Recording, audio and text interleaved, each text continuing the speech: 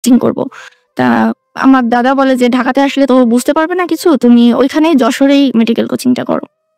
তো আমি বলি যে না দাদা, এখান থেকে তো এখানে ভালো টিচার নাই, আমি ঢাকাতেই করবো। তখন উনি জেদের মানে একরকম জেদ করি যে না, আমাকে ওখানে করতে হবে, না হলে এখানে তো আমি ভালো করতে পারবো না, কম্পিটিশন নাই। তখন দাদা বললো আচ্ছা ঠিক আছে, তাহলে ওকে নিয়ে আসো। তার মানে কি ধরনের দাদা? আমার দাদা ছোট ভাই। ছোট ভাই। হ্যাঁ, এরপর যখন আমি দাদার কাছে আসলাম, ওনার বাসায় ওঠা প্রবলেম ছিল, ঢাকাতে এরকম আর কোনো আত্মীয়-স্বজন ছিল না। তো আমি চেষ্টা করলাম যে ওনার ক্লিনিকে থেকেই পড়াশোনা করবো। তো ক্লিনিকে যে রেস্ট রুম, চক্ষু ক্লিনিক, এটা ক্লিনিকে কাজ করতেন? ওনারই ক্লিনিক, মানে উনি একাই ডাক্তার ছিলেন আর পরিচালনা করতেন আমার আব্বু। আচ্ছা আচ্ছা আচ্ছা, ওকে। আপনার বাবা তখন এখানে থাকতেন? হ্যাঁ, বাবা এখানেই ছিলেন। আচ্ছা আচ্ছা। তো বাবার আমি ওখানে থাকা শুরু করলাম। যে এরপর ফার্ম গেটে ভর্তি হলাম কোচিং সেন্টারে, সেখান থেকে প্রতিদিন যাতায়াত করে আমি ওইটা কন্টিনিউ করতেছি। আচ্ছা। এরপর দেখলাম যে না, মেডিকেলে চান্স হলো না, সেবার চান্স হলো না। এখন আমি অলরেডি 1 বছর গ্যাপ দিয়েছি, আবার পরের বার তো মেডিকেলে পরীক্ষা দিতে পারবো না। কখন আমি চিন্তা করলাম যে ভার্সিটি মানে ভর্তি হবো। বললো যে ঢাকার ভিতরে শুধু ঢাকা ইউনিভার্সিটি, জাহাঙ্গীরনগর ইউনিভার্সিটি এগুলা থেকে যদি তুলতে পারি তাহলে আমি পড়তে পারবো, কিন্তু ঢাকার বাইরে যাওয়া যাবে না। আমি একা একা যাবো, ঢাকাতে তাও দাদা আছে, আব্বু আছে, কিন্তু ঢাকার বাইরে গেলে তো কেউ থাকবে না। এটা চিন্তা করে আমাকে কোথাও ফর্ম তুলতে দেওয়া হলো না। ঢাকা ইউনিভার্সিটি ও জাহাঙ্গীরনগর ইউনিভার্সিটি ফর্ম তুললাম, কিন্তু দুইটার একটাতেও হলো না। দাদা বললো যে ঠিক আছে, এখন তো জাতীয় ইউনিভার্সিটি থেকে পড়েও ফার্স্ট ক্লাস পাওয়া যায়, অনেক ভালো একটা রেজাল্ট করা যায়, তুমি মনে হয় পারবা, তুমি যশোর এবং কলেজটাতে ভর্তি হয়ে যাও। জাতীয় ইউনিভার্সিটি মানে খুব খারাপ লাগতে লাগলো যে আমি যাব না, আমি এখানেই ভর্তি হবো কোথাও। তখন আমার একটা রিলেটিভ ছিল আমার ইউনিভার্সিটিতে পরে, তো সেই রিলেটিভ আমাকে বললো যে তুমি আমার ইউনিভার্সিটিতে ভর্তি হয়ে যাও। আচ্ছা। তো একটা কস্টিং এর ব্যাপার আছে, প্রাইভেট ইউনিভার্সিটি। তো আমি দাদাকে বললাম যদি প্রাইভেটেই পড়তে হয় তাহলে মেডিকেলে পড়ো। ওনার ইচ্ছা ছিল মেডিকেলে আমাকে ঢোকানো, আর ওনার ছেলেমেয়েরা ওইভাবে আমাকে দিল না, যে এতগুলো টাকা তার পেছনে খরচ হবে না, দরকার নাই। এরপর উনি বললো যে আচ্ছা ঠিক আছে, তাহলে তুমি ভর্তি হয়ে যাও, কিন্তু সেখানে যদি থাকার মতো কোনো পরিবেশ থাকে অথবা হোস্টেল থাকে তাহলে আমি ভর্তি হতে দিব, এছাড়া ভর্তি হতে দিব না। এটা চিন্তা করে আমি ভার্সিটিতে আসলাম, ভর্তি সবকিছু দেখলাম, বাট কোনো সুযোগ নাই ওখানে থাকার, হোস্টেল নাই। প্রাইভেট ইউনিভার্সিটি কোনো হোস্টেলও থাকে না। তো আমি বাসায় গিয়ে বললাম যে হোস্টেল নাই, কিন্তু কয়েকটা মেয়ের সাথে পরিচয় হয়েছে, তারা একটা বাসা নিয়ে থাকে, সেখানে আমি থাকলে হয়তো বা। বললো যে এটা তো সিকিউর না, যে সেখানে তুমি থাকবা, কোনো প্রবলেম হলে কে দেখবে। এর কিছুদিন পরে বলে যে আচ্ছা ঠিক আছে, উনিও বুঝে যে আমি অনেক কষ্ট পাচ্ছি। বাসায় চলেও গেছিলাম একবার, পরে আবার ফোন করে বলে যে তুমি আসো, ভর্তি করে। তখন তো আমি অনেক খুশি, যাও তাও ভর্তি হতে পারতেছি একটা ভালো সাবজেক্টে। মানে ঢাকাতে পড়বো, এটা এমন একটা ভালো সাবজেক্টে পড়ছিস না, প্রাইভেট ইউনিভার্সিটি হলো কোনো সমস্যা না, সমস্যা নেই, যেহেতু আমি জাতীয় ইউনিভার্সিটিতে পড়বো না এরকম একটা টেন্ডেন্সি ছিল। আচ্ছা। ভর্তি হওয়ার পরে মানে তখন তো বাসা আমি পাইনি, পুরন ঢাকা থেকে ক্লাস করলাম কিছুদিন, পরে আমি নিজে নিজে বাসা দেখতে শুরু করলাম, একটা বাসা পেলাম। 1-2 মাস থাকলাম, আমার একটা ফ্রেন্ড সাথে নিলাম যে আসো আমরা সাবলেটে উঠি এই বাসাটাতে, একটা সরকারি অফিসারের বাসা, জাস্ট তার হাজবেন্ড থাকে না, এটা ভালো হবে আমাদের জন্য, কোনো ছেলে মানুষ নাই। তো ওরা বলে হ্যাঁ ভালো হবে, চলো। 2 জন উঠলাম, এরপর ওখানে থাকতেছি, ভালোই থাকি, আন্টি অনেক ভালো। বাট কিছুদিন পরে দেখা হলো ওনার একটা ভাইজি ছিল ঢাকাতে, ও এরকম ইউনিভার্সিটিতে পড়ে, ফ্যাশন ডিজাইনিং, অনেক উগ্র টাইপের। সে কি করছে, টাকা খরচ করে ফেলছে তার ভার্সিটিতে জমা দেওয়ার টাকা। সে এখন এটা তো বলতে পারে না বাসায়। একদিন বাসায় সবাই বাইরে চলে গেছে, আমি আর আমার ফ্রেন্ডটা ছিলাম। তো আমার ফ্রেন্ডটা বাড়িতে গেছে ওই দিন, হুট করে আমি একাই আছি, আর ওদের বাসায় একটা পিচ্চি কাজের মেয়ে ছিল, ও ছিল। তো ওই দিন বাসার বাইরে থেকে ও আসলো, এসে বললো আমার টাকা পাচ্ছি না। তখন টাকা পাচ্ছি না, আমি তো জানি না যে এটা আমার উপরই ইয়ে হবে। ফুপি আসার পর তারপরে বললো যে আমার টাকা পাচ্ছি না, ও একা বাসায় ছিল, ওই টাকাটা নিয়েছে 25,000 টাকা মতো। তখন আমার 3,000 টাকায় মাস চলতো। তখন ওর ফুপি আমাকে জিজ্ঞাসা করার পরে আমি বলি যে আমি তো জানি না কিছুই, কাজের মেয়ে এটা ছিল, ও তো বাচ্চা, ও তো টাকা নিয়ে বাইরে যাবে না, তাহলে তুমি ছাড়া কেউ নাই। পরে ওর হাজবেন্ডকে ডাকালো, আসার পরে আমার উপর টর্চারিং শুরু করছে যে তুমি এখনই টাকা দিতে হবে, এখনই বাসা থেকে বলো ব্যাংকে টাকা পাঠাতে, না হলে আমরা এখনই সমস্যা করবো। মানে চরও মারে তিনটা। আমি একটু আপনার কাছ থেকে আর একটু কয়েকটা জিনিস একটু ক্লিয়ার হতে চাই, লাইক আমরা খুব স্পিডে যাচ্ছি। একটা যেটা হচ্ছে যে এই বাসাটাতে আপনি সাবলেটে ছিলেন, তাই তো? আপনি এবং আপনার ফ্রেন্ড ছিলেন দুজন মিলে। এই বাসাটা আপনি ভাড়া নিলেন কেন? কারণটা হচ্ছে এই বাসার যিনি থাকেন গৃহকর্ত্রী, তার হাজবেন্ড থাকেন না হিসাবে, তাই তো? ওনারা কয়জন ছিল ফ্যামিলিতে? ওনারা মাত্র 2 জন, মানে তার হাজবেন্ড বাইরে থাকে, আর উনি আর ওনার ভাইজি, ভাইয়ের মেয়ে থাকে। তার মানে আপনারা 4 জন হচ্ছেন ওখানে থাক, আপনারা 2 বান্ধবী আর ওনারা 2 জন, এই 4 পিছে একটা কাজের মেয়ে, মোট 5 জন। এই 5 জন কয়টা রুমে থাকতেন আপনারা? ওখানে রুম ছিল 3টা, আমরা বাইরের রুমটাতে ছিলাম, মানে যেখান থেকে বাইরে যাওয়ার রাস্তা ছিল, একটা ডোর ছিল, আর ওনারা বাকি 2টা রুম ইউজ করতো। ওকে, এইটার জন্য আপনাকে কত টাকা দিতে হতো ওখানে? ওখানে আমরা 4,500 টাকা দিতাম দুজন মিলে। আপনারা যেখানে সাবলেট উঠছেন এটা বাড়ি হলে জানতো? এটা হলো সরকারি মহাখালী টিএনটি কলোনির ভিতরে। ও, তার মানে এটা সরকারি আলটিমেটলি ওনারাই গভর্নমেন্ট অফিসার ছিল। ওকে ফাইন, এইখানে বাসা থেকে টাকা চুরি গেছে, সেটার জন্য আপনাকে সন্দেহ করা হচ্ছে কোনো না কোনো ভাবে, আপনি এটার মধ্যে জড়িয়ে আছেন বলে তারা মনে করছে, এবং ভদ্রলোক আপনার গায়ে এটাও সন্দেহ করে আপনার গায়ে হাত তুললো। হ্যাঁ, তারপর এরপর আমার বান্ধবীটাও ফিরে আসলো বাসা থেকে। ও বললো যে না, ও নিতেই পারে না। ঘটনা পরে আম্মুকে ফোন দিলাম যে আম্মু এরকম সমস্যা হচ্ছে। না, আব্বু ঢাকাতেই থাকে, বাট আব্বুকে বলতে পারতেছে না, কেননা উনি যদি আসে উনি রেগে আমাকে বাসায় নিয়ে যাবে, মানে বলবে যে আর পড়ার দরকার নেই এখানে। কেবল 2 মাস ভর্তি হয়েছে আমি তখন। তার মানে আপনার একটা ভয় মনের মধ্যে সবসময় কাজ করতো যে আপনি যে সমস্যাগুলো ফেস করছেন এগুলো যদি বাবাকে জানান বা ফ্যামিলিতে খুব বেশি জানান, তাহলে আপনাকে ঢাকা শহরে পড়তে দিবে না, একবারে বাড়িতে পাঠিয়ে দেবে, এবং আপনার স্বপ্ন ছিল আপনি ঢাকা শহরে পড়াশোনা করুন। আম্মু তখন কোথায় ছিল? যশোরে। হ্যাঁ, যশোর থেকে ওই রাত্রি বাসে উঠলো, উঠে সকালবেলা পৌঁছে গেল। তারপর আমি তখন ভার্সিটি গেলাম, আম্মু বাসায় থাকলো। ভার্সিটি মিস দিই না। পরে আম্মু বাসায় থাকাকালীন সময়ে আম্মু বললো যে আচ্ছা, আপনারা যেহেতু সন্দেহ করতেছেন, একটা পুলিশ কেস করেন কিংবা কিছু একটা করেন যাতে আমি সেটা মেটাইতে পারি, আপনাদের সাথে এভাবে কথা বললে হবে না। তখন ওই মেয়ের কোন ফ্রেন্ডের একটা পুলিশ অফিসারের সাথে পরিচিত ছিল, তো তাকে বাসায় নিয়ে আসলো। এমনিতে ডায়েরি টাইরি কিছুই করলো না। যখন বাসায় নিয়ে আসলো উনি হুমকি ধামকি শুরু করলো যে এরকম নিচে বলতেছিল আপনাকে, আমাকে না আম্মুকে বলতেছে। আমি তখন ইউনিভার্সিটিতে, যে আপনারা 2 মাসের বাসা ভাড়া তো দিয়ে যাবেনই, আরো ওই টাকাটাও দিয়ে যাবেন, যদি না যান তাহলে প্রবলেম হবে, আপনারা তার আগে বাসা থেকে বের হতে পারবেন না। তখন আম্মু বললো যে আচ্ছা ঠিক আছে, আমরা তার আগে বাসা থেকে বের হবো না, কিন্তু সে যে নিচে সেটার জন্য আপনার কাছে কোনো ডায়েরি করেছে? যে ডায়েরি টাইরি হচ্ছে কিনা, আমি সে ব্যাপারে আমি নিজে একটা ডায়েরি করবো। বললো যে আচ্ছা ঠিক আছে, আপনি ডায়েরি করেন। আম্মু গিয়ে তখনই আর কি একটা ডায়েরি করলো থানায়। হ্যাঁ, তার আগে ওরা ফোন করে আর একটা ডায়েরি করে ফেলছে, মানে আম্মু যখন যাবে তার আগে ওরা নিজের আগে ডায়েরি করলো আর কি। ভার্সিটিতে গিয়ে আমি আমার ফ্রেন্ডের সাথে বিষয়টা শেয়ার করতেছি, এরকম প্রবলেম তোর আগে জানাবি না, আমরা দেখতেছি কথা বলে। পরে বললো চল তোর বাসায়। ঠিক আছে, আজকে না আমি আম্মুকে বলিনি। পরে আম্মুকে বললাম, আম্মু বললো যে না, এগুলো কিছুই লাগবে না, ওদেরকে আরো আসতে হবে না, আমরা জিনিসটা সলভ করবো। এরপর আমি বাসাতে গেলাম। আম্মু বলে যাচ্ছে ঠিক আছে, আপনাদের তো হলো, আমরা এখন এক জায়গায় যাবো, অন্য বাসা চেঞ্জ করবো, যেখানে যাবো আপনাদের ঠিকানা দিয়ে যাবো, অথবা আপনাদের লোক পাঠান, গিয়ে আমাদের বাসাটা দেখে আসেন, আমরা এখানে থাকতে চাচ্ছি না। তো ওরা যাইতে দিবে না। এরপর আম্মু বললো যে আচ্ছা ঠিক আছে, তাহলে এক কাজ করা যাক, আমি থানাতে যাই। থানাতে গেল, আমাকেও থানাতে যাইতে হলো।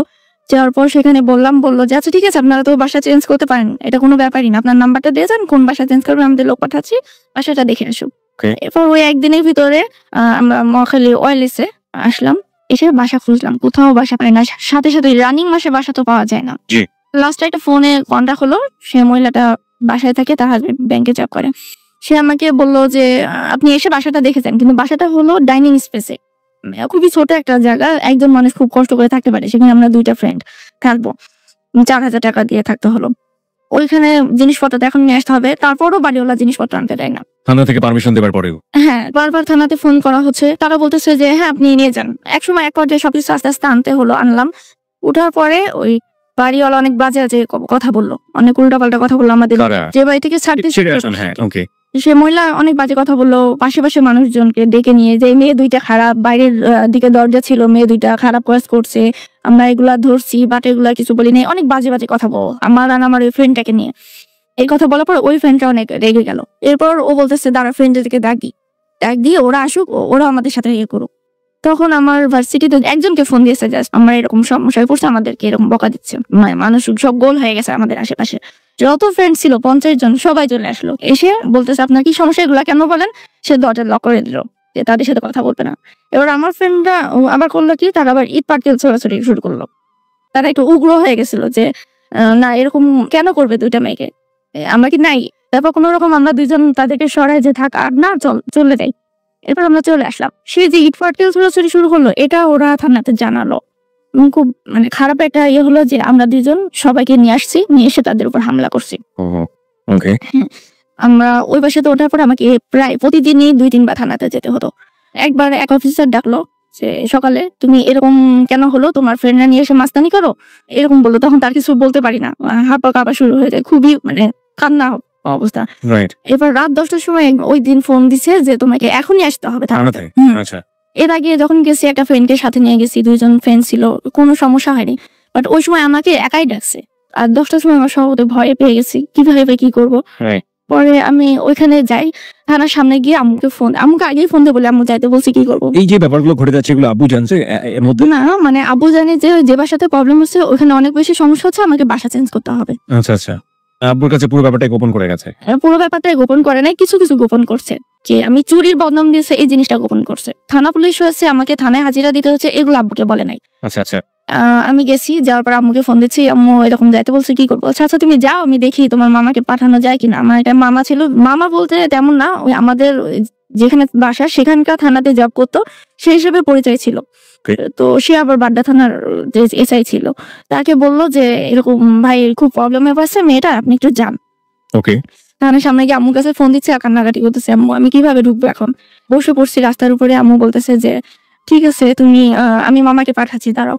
পরে উনি আমাকে বলে কোথাও যাওয়া লাগবে না, তুমি রিক্সা নিয়ে বাসায় চলে আসো, পরে প্রবলেম হলে আমি দেখবো। ওকে। তারপর উনি পরের দিন আসলো, এসে আমার বাসায় এসে আমাকে উনি বললো যে চল এখন যাই। এরপর আমি গেলাম। থানাতে যাওয়ার পরে ওনার পরিচিত এসআই ছিল, উনাকে বললো যে ব্যাপারটা কি হয়েছে, আপনি তো এই মেয়েটা এত ইনোসেন্ট, আপনি এরকম করতেছেন কেন। বলতেছে না এটা উপর লেভেলের ব্যাপার। আচ্ছা, তারপরও আমি বুঝতে পারছি মেয়েটার কোনো দোষ নাই।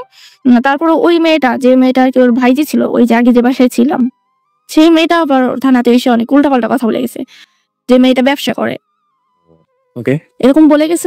তো এটা নিয়ে একটু প্রবলেম হচ্ছে, সেই জন্য তাকে জিজ্ঞাসাবাদ করে তার মতিগতি দেখা হচ্ছে।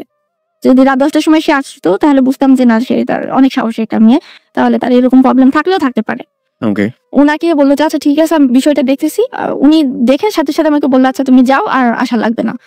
তো আমাকে ওভাবে ছেড়ে দিল ওখান থেকে, আর কোনো সমস্যাই হলো না, আর সমাধান হয়ে গেল, আর যাওয়া লাগলো না। ওকে। এই টাকাটা কে চুরি করেছিল, কিভাবে হলো, কিছুই জানা হলো না? না, আমি তো জানি না, তবে আমার ধারণা ছিল যে মেয়েটা খরচ করেছে, তার জন্য সে এর বাসা থেকে ব্লেম দিয়েছে। হ্যাঁ, দিলে হয়তো টাকাটা উদ্ধার হবে। আচ্ছা। এর ভিতরে মেয়েটা আবার লাভ ম্যারেজ করছে, ও বিয়ে হয়ে চলে গেছে।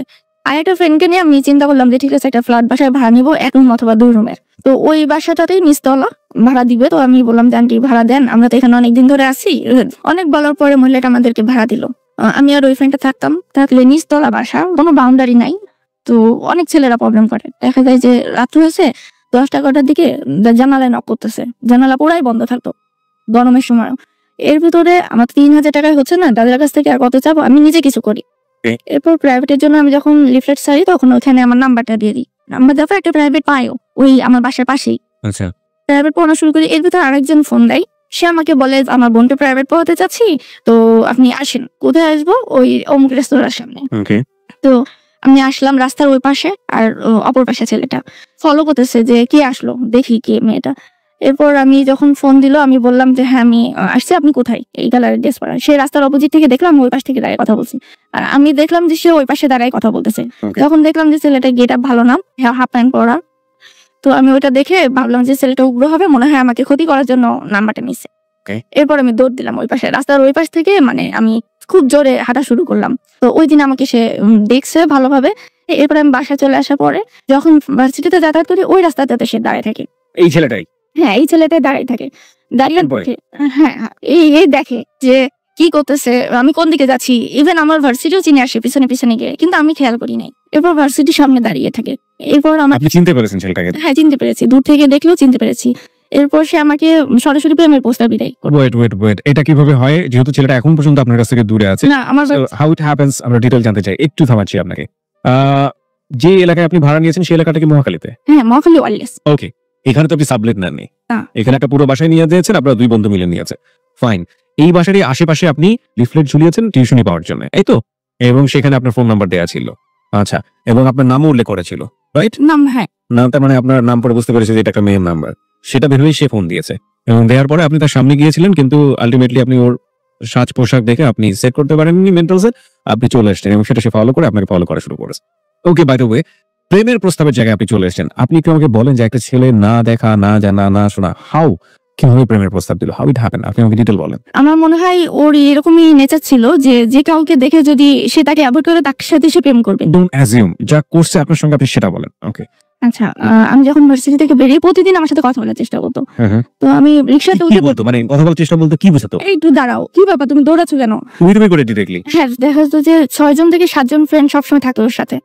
তো সবাই মিলে এভাবে যদি সামনে এসে দাঁড়ায় বা পিছনে এসে দাঁড়ায়, খুব আনইজি ফিল করতাম মানুষের সামনে। আচ্ছা, এ কি অন্য কোনো সময় রাতের বেলা ফোন দেওয়ার চেষ্টা করতো? আমার ফোন নাম্বার তো তখনই চেঞ্জ করে ফেলছি। ওই ঘটনার পর ফোন নাম্বারই চেঞ্জ করে? হ্যাঁ, ফোন নাম্বারই চেঞ্জ করে ফেলেছি। ওকে। তো তারপর রিক্সা দিয়ে দৌড় দিতাম, মানে দ্রুত বলতাম আপনি দ্রুত চালান। ওরা রিক্সা দিয়ে পিছন পিছনে এসে এবার বাসাটা চিনে ফেললো। তখন একদিন আমাকে সত্যি সত্যি বলে ফেললো যে আমি তোমাকে অনেক পছন্দ করছি, তুমি অনেক ভালো, তো আমার সাথে তুমি সম্পর্ক করো। সরাসরি খুব ইনোসেন্টলি, মানে যে কেউ তার প্রেমে পড়ে যাবে যেভাবে সে বলে, একেবারে হাঁটু গেড়ে বসে, হ্যাঁ যে আমি মাপ চাই, তুমি এরকম আর করো না, আমার সাথে প্রেম করতেই হবে। মাপ চাই ইন হোয়াট সেন্স? মাপ চাওয়ার মতো সে কি করেছে? যে আমাকে ডিস্টার্ব করে রাস্তার উপরে, হাত ধরে টানে যে সে আমাকে ধরে বা থামাবে। আমি ভার্সিটি থেকে বেরোনোর সাথে সাথে সে সামনে এসে দাঁড়াতো। আচ্ছা। এসে বলতো যে আসো কোথাও বসি, বিভিন্ন ধরনের কথা বলতো। আমার ফ্রেন্ড সাথে থাকতো, ও সবসময় ডিস্টার্ব বোধ করতো যে তুই এখানে দাঁড়া, আমি চলে গেলাম। ও যে চলে যাইতো আমাকে ওই সাথে সাথে আরো বেশি ডিস্টার্ব করতো। কিন্তু আপনার ফ্রেন্ড আপনাকে রেখে কেন চলে যেত? আপনি কি দাঁড়াতেন প্রথম? মানে আপনি যেটা ঘটেছে সেটাই বলবেন। লাইক আপনি কি এক ধরনের সফট কর্নার ফিল করতেন তার প্রতি? না, মোটেও না। তখন প্রচন্ড ভয় পেতাম তাকে। আমার ফ্রেন্ড আমাকে ছেড়ে চলে যেত কেন? দেখা গেছে যে আমাকে যখন হাত ধরে দাঁড় করাবে, সে আমাকে হাত ধরে টানতো, হাত ধরে টানে, স্টপ, এখানেই দাঁড়াতে হবে, এখানে দাঁড়িয়ে থাকো, আমার কথা না শোনা পর্যন্ত তুমি এখান থেকে যাইতে পারবা না। তো স্বভাবতই এখন আমাকে যখন হাত ধরে সে ধরে রাখতেছে, আমার ফ্রেন্ড ভয় পেয়ে যেত। আপনার গায়ে যখন হাতটা দিয়ে দিল সে, আলটিমেটলি আপনার হাত ধরার প্রসঙ্গে আপনার আসছে, ফার্স্ট দিন তো সে করলো এটা, কোনো ভাবে সাহস নিয়ে করলো, মানে আপনি কেন এটাকে স্টপ করেননি? আপনি কেন ওর গাল পেঁচে ঠাস করে একটা চল লাগিয়ে দেন? কেননা ওর সাথে 7-8 জন ছিল, আর আমার হু কেয়ার 7-8 জন, 70-80 জন থাকলেও কিছু যায় আসে না। আমার যে হাত ধরতো আশেপাশের লোক তাকিয়ে থাকতো, এটাই আমার ভয় লাগতো যে সবাই দেখতেছে, আমাকে মার্ক করে রাখবে। This is a very important point, প্রিয় শ্রোতা, just note on this point. এবং আমি বাংলাদেশের মানে যারা যারা এই মুহূর্তে হ্যালো 920 শুনছেন, প্রত্যেকটা মেয়েকেই বলতে চাই, যারা এই বয়সী, 70 হোক, 80 হোক, আর 700 হোক, আর 800 হোক, হু কেয়ারস, এটা পাবলিক প্লেস। আপনার সাথে যদি কেউ অন্যায় করে তাহলে আপনি সঙ্গে সঙ্গে প্রতিবাদ করুন। আর দ্বিতীয় কথা যেটা, সেটা হচ্ছে প্রতিবাদ বিভিন্ন ভাবে হতে পারে। আপনি যখন এটা অন্যায়টা মেনে নিবেন, আপনার একবার হাত ধরেছে সে এবং সে বুঝতে পারছে আপনি ভয় পাচ্ছেন, আপনি কিছু বলছেন না, সেকেন্ড টাইম যে সে একটা বড় স্টেপ নিবে, এটা খুব ভালো করেই বোঝা যায়। প্রথম কথা হচ্ছে আপনি এরকম একটা স্টেপ নিবেন, আর দ্বিতীয় দায়িত্ব হচ্ছে সারাউন্ডিং যে পিপল যারা আছেন তাদের। বিকজ একটা মেয়ের সাথে অন্যায় হচ্ছে রাস্তার মধ্যে, একটা পাবলিক প্লেসে, এবং সেটা ওই মেয়েটা প্রতিবাদ করেছে, আর চারপাশের লোকজন যারা আছে তারা তাকে কোঅপারেট করছে না, সেটা যদি হয়ে থাকে তাহলে এর চাইতে লজ্জাজনক, মানে এর চাইতে কষ্ট করার কোনো কিছুই হতে পারে না। যত বড় মাস্তানি হোক না কেন, 7 জন হয়েছে, 8 জন হয়েছে, তাদের কি হয়েছে? হ্যাঁ, এবং সেখানে মেয়ের হাত ধরে টান দেবে এখানে রাস্তার মধ্যে, আর কেউ প্রতিবাদ করবে না। আমার কাছে কেন অবিশ্বাস্য মনে হচ্ছে। এরকম যে হয় না, that is not true, but how it is possible? Okay, আপনার হাত ধরে টান দিল, ওখানে আপনাকে ফ্রেন্ড রেখে চলে গেল। তার আগে আমার একটা কোশ্চেন হচ্ছে যে আপনি যখন এই লিফলেট গুলো ছাপাচ্ছিলেন নিজের নাম দিয়ে, ফোন নাম্বার দিয়ে, আপনার কি ঘুণাক্ষর কখনো মনে হয়নি যে এই ধরনের কাজ যদি আমি করি তাহলে কোনো না কোনো ভাবে আমি ডিস্টার্ব হবো ছেলেদের দ্বারা? হ্যাঁ, আমার মনে হচ্ছে, কিন্তু আমি চিন্তা করছি যে আমি একটা প্রাইভেট পাওয়ার পর আমি নাম্বারটা চেঞ্জ করে ফেলবো। ওকে, সেই জন্য আপনি নাম্বারটা চেঞ্জ করে ফেলেছিলেন। ওকে, ফাইন। তারপর সে এভাবে প্রেমের প্রস্তাব দিল, হাঁটু গেড়ে বসে, যে আমি তোমার সাথে অন্যায় করতেছি, তোমার পিছু নিচ্ছি, তোমার ডিস্টার্ব করতেছি মানুষের সামনে, আমার প্রস্তাবে রাজি হয়ে যাও, আমি তোমাকে ভালোবাসি দেখে এগুলা করতেছি, আমি তোমাকে বিয়ে করতে চাই, তুমি আমার প্রস্তাবে রাজি হয়ে যাও। এই যে আপনি পোস্টারটা টানিয়েছেন তার কতদিন পরে এই ঘটনা? 3-4 দিনের পর। 3-4 দিনের মধ্যে হাঁটু গেড়ে বসে বিয়ের জন্য একদম? হ্যাঁ। ওকে, তারপর? এরপর আমি রিক্সায় উঠাই দেয়, পরে রিক্সা সে নিজে ডেকে বলে যে রিক্সায় ওঠো, রিক্সাটা সে উঠবে আমার পাশে। আর সে যখন কথা বলতো তার ফ্রেন্ডগুলো কোথায় থাকতো? আমার চারপাশেই থাকতো, যাতে বাইরের মানুষটা বুঝতে না পারে যে আমার সাথে সে কোনো রাব বিহেভ করতেছে। ওকে। আমি বলি যে না, আমি এক রিক্সায় যাবো না, আমি এক রিক্সায় যেতে পারবো না। বলে যে তুমি চিন্তা করে আমাকে বলো। এরপর আমি বলি যে না, আমি এই প্রস্তাবে রাজি না, দেখেন আমি এখানে পড়াশোনা করতে আসছি, আমি এগুলো চাই না। এই কথা বলে আমি রিক্সা উঠে যাই। রিক্সা উঠে যাওয়ার পর রিক্সাটা একটু সাইড করতে ভুল করে, প্রাইভেট গাড়ির সাথে লাগিয়ে দেয়। সে করলো কি, সেখান থেকে সেই রিক্সাওয়ালাকে নামিয়ে ইচ্ছা মতো সবাই মিলে তাকে মারলো আমার সামনে, মানে একদম মুহূর্তের ভিতরে ইচ্ছা মতো তাকে মারলো। আমি যখন মারতেছি তখন দেখি নাই, যখন তারা মেরে ছেড়ে দিল যে পড়ে গেল, তারপরে দেখি যে তার অবস্থা খুবই খারাপ, মানে মুখে চেহারা পুরো বদলে গেছে। কেন ওই ধাক্কাটা লাগালো, তাই তো? কেন ধাক্কাটা লাগালো? সে প্রকাশ করতেছে যে আমি তাকে অনেক বেশি ভালোবাসি, মানে সে আমাকে ভালোবাসে। ওকে। এরপর তো রিক্সায় আপনি ফিরলেন? না, অন্য রিক্সা নিয়ে বাসায় চলে আসি। ওকে। বাসাতে আসার পরে ও ফ্রেন্ডকে বললাম যে দেখ এরকম হয়েছে, পরে বললো যে খুব তো খারাপ অবস্থা, আমাদের বাসা ছাড়তে হবে। এরপর আমরা বাসা ছাড়বো, পুরোপুরি ডিসিশন নিয়ে ফেলেছি। এর ভিতরে ওই দিনই সে রাত 8টার সময় আমার বাসার সামনে হাজির, জানালা নক করতেছে, আমি তো নিচতলায় থাকি, যে দরজা খোলো। পরে আমি তো ভাবছি বাড়িওয়ালা। আপনার বাসা থেকে ওদের বাসার ডিসটেন্স কতটুকু ছিল? ওদের বাসা ছিল শাহিনবাগে, বাট ওর ফ্রেন্ডরা, ওদের বাসা ছিল সামনে, মানে ওর একটা ফ্রেন্ডের বাসা পুরোপুরি আমার বাসা থেকে 20 গজ সামনে, মানে অল টাইম ফলো করার জন্য একটা ব্যবস্থা ছিল। ওকে। জানালা নক করতেছ না, আমি ভাবতেছি যে বাড়িওয়ালা যদি চলে আসে তাহলে তো প্রবলেম হবে। তা আমি বললাম যে তুই যে দেখ যে কি বলে ও। তো ও বের হলো যে ভাই এরকম করেন না, আমাদের এখানে থাকতে অনেক প্রবলেম হবে, আপনি যা বলার পরে বলেন, কালকে ভার্সিটিতে যান, কালকে গিয়ে বলেন। পরে বলতেছে না আমার এখনই লাগবে, এখনই বের করো ওকে। বলতেছে আচ্ছা আপনি ভিতরে ঢুকেন না, আমি ওকে বের করতেছি। তো আমারে বললো যে তুই যে 5 মিনিট এমনি কথা বলে যে ঠিক আছে আমরা কালকে কথা বলে এটুক বলে চলে আয়। ও আমাকে বারবার জিজ্ঞাসা করতেছে তুমি কি চিন্তা করলা। আমি বলছি আমি তো বললাম আমি এ ধরনের সম্পর্ক করবো না, পড়ালেখা শেষ করতে চাই, তারপরে যদি কোনো সম্পর্ক করতে হয় তখন দেখা যাবে, আর যেটা হবে সেটা ফ্যামিলিগত ভাবে হবে। তোমার এটা লাস্ট ডিসিশন? হ্যাঁ আমার এটাই লাস্ট ডিসিশন। তখন ও চলে যায়, মানে সে একটু ভাবভঙ্গি দেখায় চলে যায়, মাথা টাথা মুছে টুসায় চলে যায় নিজের মাথা। এরপর পরের দিন আমার সকালে ভোরবেলা আবার আসছে। এখনো ভেবে দেখো আমার এই সম্পত্তি আছে, আমার এরকম 10 তলা বিল্ডিং আছে, আমি বলছি না আমার এগুলো কোনো কিছু দরকার নেই, আপনি আমার পথ থেকে সরে যান, আরো তো মেয়ে আছে, আর আমি এরকম কোনো সুন্দর দেখতে না, আপনি দয়া করে আমার রাস্তা ছাড়ান। তখন আবার চলে গেল, তারপর আবার ভার্সিটির সামনে আসছে। ভার্সিটির সামনে আসলে এবার আমার ফ্রেন্ডরা সবাই নামতেছি, নামার সময় আমি ওদেরকে বলতেছি দেখ এরকম ভার্সিটির সামনে এসে একটা ছেলে খুব ডিস্টার্ব করে, কি করি, ধরুন কি টিচারকে বলবো কিনা। তো বলতেছে আচ্ছা ঠিক আছে চল টিচারের সাথে ডিসকাস করি। একটা ফ্রেন্ড বললো কি আরে এখন তো টিচার একজনই আছে, তো আমরা যাই, তুই বাসায় চলে যা এখন, তার আমি তোর সাথে যাই, আর বাকিরা টিচারের কাছে যা। পরে আমার সাথে 2 জন গেল, আমরা হাঁটতে হাঁটতে আমার বাসায় চলে আসলাম, আর বাকিরা টিচারের সাথে আলোচনা করলো। তখন সব টিচারকে চিনতাম না, প্রথম ভার্সিটিতে কোন টিচারের সাথে আলোচনা করছো আমার এটা মনে নাই, কিন্তু দেখলাম যে পরের দিন থেকে সে আর আসে না, সে ওইখানে থাকে না। আমি ভাবছি যাক বাঁচা গেল, এখন মনে হয় ভার্সিটিতে অন্তত ঝামেলা করাটা বাদ গেল। দেখি বাসায়ও আসে না, কোনো ঝামেলা করে না। এরপর আমার ফ্রেন্ড বললো কি দেখ পরীক্ষার সামনে থাক, আমরা এখন বাসাটা চেঞ্জ না করি, এখন তো বন্ধ হয়ে গেছে। আচ্ছা ঠিক আছে তাহলে। টিচারকে কি জানিয়েছিলেন ওটা? হ্যাঁ ওরা টিচারকে জানিয়েছে। টিচার কি স্টেপ নেওয়ার কথা বলেছিল? অবশ্যই টিচার স্টেপ নিয়েছিল, কিভাবে নিয়েছিল সেটা আর আমাদেরকে বলে নাই, কিন্তু স্টেপ নিয়েছিল। ওকে, তারপর থেকে আনাগোনা বন্ধ হয়ে গেছে। হ্যাঁ সব বন্ধ হয়ে গেল। আমরা তো ভাবতেছি যে সব বন্ধ পেলাম। তারপর ভার্সিটিতে সবাই একটু চিনলো যে না মেয়েটা ভালো, আরো হেল্প করার মতো মানুষ পেয়ে গেলাম, সবাইকে জিনিসগুলো শেয়ার করতে পারলাম। তখন দেখি যে একদিন হঠাৎ করে আমার ফ্রেন্ড আমরা সবাই এক জায়গায় সিঁড়িতে বসে আছি, গল্প করার পর বাসায় চলে গেছে। আমি ওই ফ্রেন্ডটা সবাই মিলে বাসায় চলে গেছে, যে যার বাসায় চলে গেছে। পরে শুনলাম কি ওই ফ্রেন্ডটাকে সে ডেকে থ্রেড দিছে। আপনার সাথে যে থাকে? হ্যাঁ আমার সাথে যে থাকে না, একটা ছেলে ফ্রেন্ড। প্রথমে থ্রেড দিছে যে ভার্সিটি ছাড়তে হবে, কিন্তু জানতে পারলাম যে ভার্সিটির অপোজিটে পুল খেলার একটা ইয়ে আছে দোতলায়, সেখানে থেকে সে মানে আমাদেরকে ফলো করতো। এরপর আমার বাসার সামনে সবসময় একটা পিছিয়ে ছেলে রেখে দিত যে তোর কাজ হচ্ছে এটা, ও কখন কোথায় যায় এটা দেখবি। এটা শুনতে পারলাম যে ও নিজে আমাকে একদিন সামনে আসলো, এসে বললো যে তুমি ওই ছেলেটার সাথে কথা বলবা না। কেন, সমস্যা কি? ও বলতেছে যে না তুমি কথা বলবা না। এরপর ওই ফ্রেন্ডটাকে জিজ্ঞেস করলাম তোর কি কোনো সমস্যা হয়েছে কিনা। ও তখন বললো যে হ্যাঁ আমাকে এরকম ট্রেড দিচ্ছে একটা ছেলে এসে, আমি তো চিনি নেওয়া ভাবে, আমি আর তো ওকে কিছু বলি নাই, যেটা তো একটা মামলার ব্যাপারে আমি তোকে কেন বলতে যাবো। ও আর কিছু বলে নাই। একদিন ওইখান থেকে আমি দাদার বাসায় যাব, সেই আগে ক্লিনিক আমার আব্বু যেখানে থাকে, আব্বু তখন ওইখানে আছে। তখন আমি যাব, আমার পিছু পিছু সেই ছেলেটা গেছে, যে বাচ্চা ছেলেটা গেছে, আমি তো জানি না, ও আমার পিছু নিচ্ছে, গিয়ে ওই এলাকাটা চিনে আসছে, ওই জায়গাটা চিনে আসছে। আচ্ছা।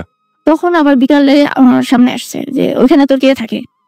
তখন তুই করে যে ওই বাসায় কেন গেলাম, ওটা ক্লিনিকে কি জন্য, চোখের প্রবলেম হয়েছে তো, এদিকে তো ক্লিনিক ছিল, ওইখানে যাওয়ার কি দরকার? 24 ঘন্টা আপনাকে ফলো করতে? হ্যাঁ। আচ্ছা তুই সত্যি কথা বল, আমার কোনো সমস্যা নাই, এবার তুই করে। আমি বললাম যে দেখেন ওখানে আমার বাবা থাকে, মানে না বলা পর্যন্ত সে শুনতে ছিল না, আমি বাবা আছে এই জিনিসটা বলতে চাচ্ছিলাম না, যে আমার বাবার কাছে যে উল্টাপাল্টা করতে পারে, কিন্তু না বলা পর্যন্ত সে অনেক যাবেই না আমার বাসার সামনে থেকে। ওরে বললো যে আচ্ছা ঠিক আছে তাহলে ওকে, কোনো সমস্যা নেই, এবার যাও তুমি যাও, তখন তুমি। এরপর আমি যখনই কোনো দেখা করতে না বলে যাই, ওকে বল যে আজকে বিকেলে বের হন। পরের দিনই বলে ওখানে দেখা কর, ওইখানে দেখা করতে বল, ওকে গিয়ে বলে। ও আমাকে বলে আসে, আমি তো আর যাই না, আমি দেখা যাচ্ছে ওই সময়টাতে বাসায় থাকি না, অন্য পড়াইতে যাই না, অন্য কোথাও চলে যাই। পরে কিছুদিন, 1 সপ্তাহের ভিতরে আমি আমার ফ্রেন্ড বের হয়ে দেখি কি যে ওই ছেলেটা ওইটা আড্ডা দিচ্ছে অনেকগুলো মেয়ে ছেলে একসাথে। এটা দূর থেকে দেখি, ওরা আমাদের দেখে না। এরপর আমরা চলে আসি, তখন একটু আমাকে ডিস্টার্ব কম করা শুরু করে। 1 সপ্তাহের ভিতরে আমাকে কোনো ডিস্টার্ব করে নাই, তারপর থেকে আরো ওরকম ডিস্টার্ব করে নাই, কোনো ধরনের কোনো সমস্যা না। দেখি যে 6 মাসের ভিতরে চলে যায়, তেমন কিছু না, যে সামনে আসে এসে একটু টুকটাক কথা বলার চেষ্টা করে, আর কোনো ধরনের সমস্যা না। তো আমিও আর এটাকে অত গুরুত্ব দিই না। এরপর আমরা থাকতে থাকি, হঠাৎ একদিন আমার সামনে আসে, এসে বলে কি 6 মাস পরে গিয়ে বলে কি আমি তোমাকে একটা কথা বলছিলাম মনে আছে, তুমি আমাকে কি উত্তর দিলা, এখন বলো কি ডিসিশন নিলা, তোমাকে অনেক সময় দিয়েছি চিন্তা করার। অনেকগুলো ফ্রেন্ড নিয়ে আসে। কি কথা বলেছিল আলটিমেটলি? সে আমাকে ওই যে প্রথম দিন বলেছিল যে আমি তোমাকে ভালোবাসি, তুমি আমার প্রস্তাবে রাজি হও, সেটার আমি কি চিন্তা করলাম আবার। তখন তো আমি বললাম যে না, আমি তো এটা না বলে দিয়েছি। না বলবো মানে হ্যাঁ আমি তোমাকে দেখাচ্ছি দাঁড়াও, এ বলে সে হাত কাটতে যাবে, তার সাথে ব্লেড নিয়ে আসছে অলরেডি। তার ফ্রেন্ডরা বললো যে এই কি করিস, হাত কাটিস না, দাঁড়া আমরা বুঝাচ্ছি। পরে ও সরে গেল, ওর ফ্রেন্ডরা আমাকে বললো যে ভাবি এরকম আপনি রাজি হয়ে যান, ভাবি বলে সম্বোধন করে, এটা অসম্ভব। আপনি ওনাকে আসলে কি মানে অন্য কোনো মেয়ে অ্যাকসেপ্ট করতেছে না দেখে কি আমার পিছনে এরকম ঘুরতেছে, নাকি কোনো সমস্যা আছে তার? ছেলেটার নাম আমরা জানিনি এখন পর্যন্ত, নাম কি ছিল? ছেলেটার নাম ছিল রুবাইদ ইসলাম রুমি। রুমি নামে? আপনি রুমি নামে সম্বোধন করে বুকে? তো রুমি তো এরকম আপনার জন্য পাগল, তো আপনি রাজি হয়ে যান। আমি বললাম যে না আমি এটা করতে পারবো না, আপনি অন্য মেয়ে খুঁজে নেন, কিংবা আপনি দেখেন আরো অনেক মেয়ে আছে। এরপর আমাকে রাস্তায় এপাশে দাঁড়িয়ে কথা বলতেছি, আমি বাসায় চলে যাব, যে সাইডে দাঁড়িয়ে আছে ওই সাইডে আমাকে বললো যে এই আমার সাথে আই বলে হাত ধরে টানতেছে। তখন আমার ফ্রেন্ড নেই আমার সাথে, আমি একাই। তা যখন রাস্তার মাঝখানে তখন আমি হাত টানাটানি করতেছি, এদিকে গাড়ি এসে ও সামনে, আমি ওর পিছনে, মানে আমি তো টানতেছি আমি পিছনে। এরপর দেখা গেল একটা প্রাইভেট কার এসে আমাকে মানে পুরা পায়ে আঘাত করলো, মানে একটু আঘাত লাগলো, দূর থেকে সে জাস্ট ব্রেকটা করছে দেখে, না হলে অনেক প্রবলেম হতো। করলো একটু লাগছে সামান্য, কিন্তু ড্রাইভারটা অনেক চেষ্টা করছে জিনিসটা না হয় যাতে।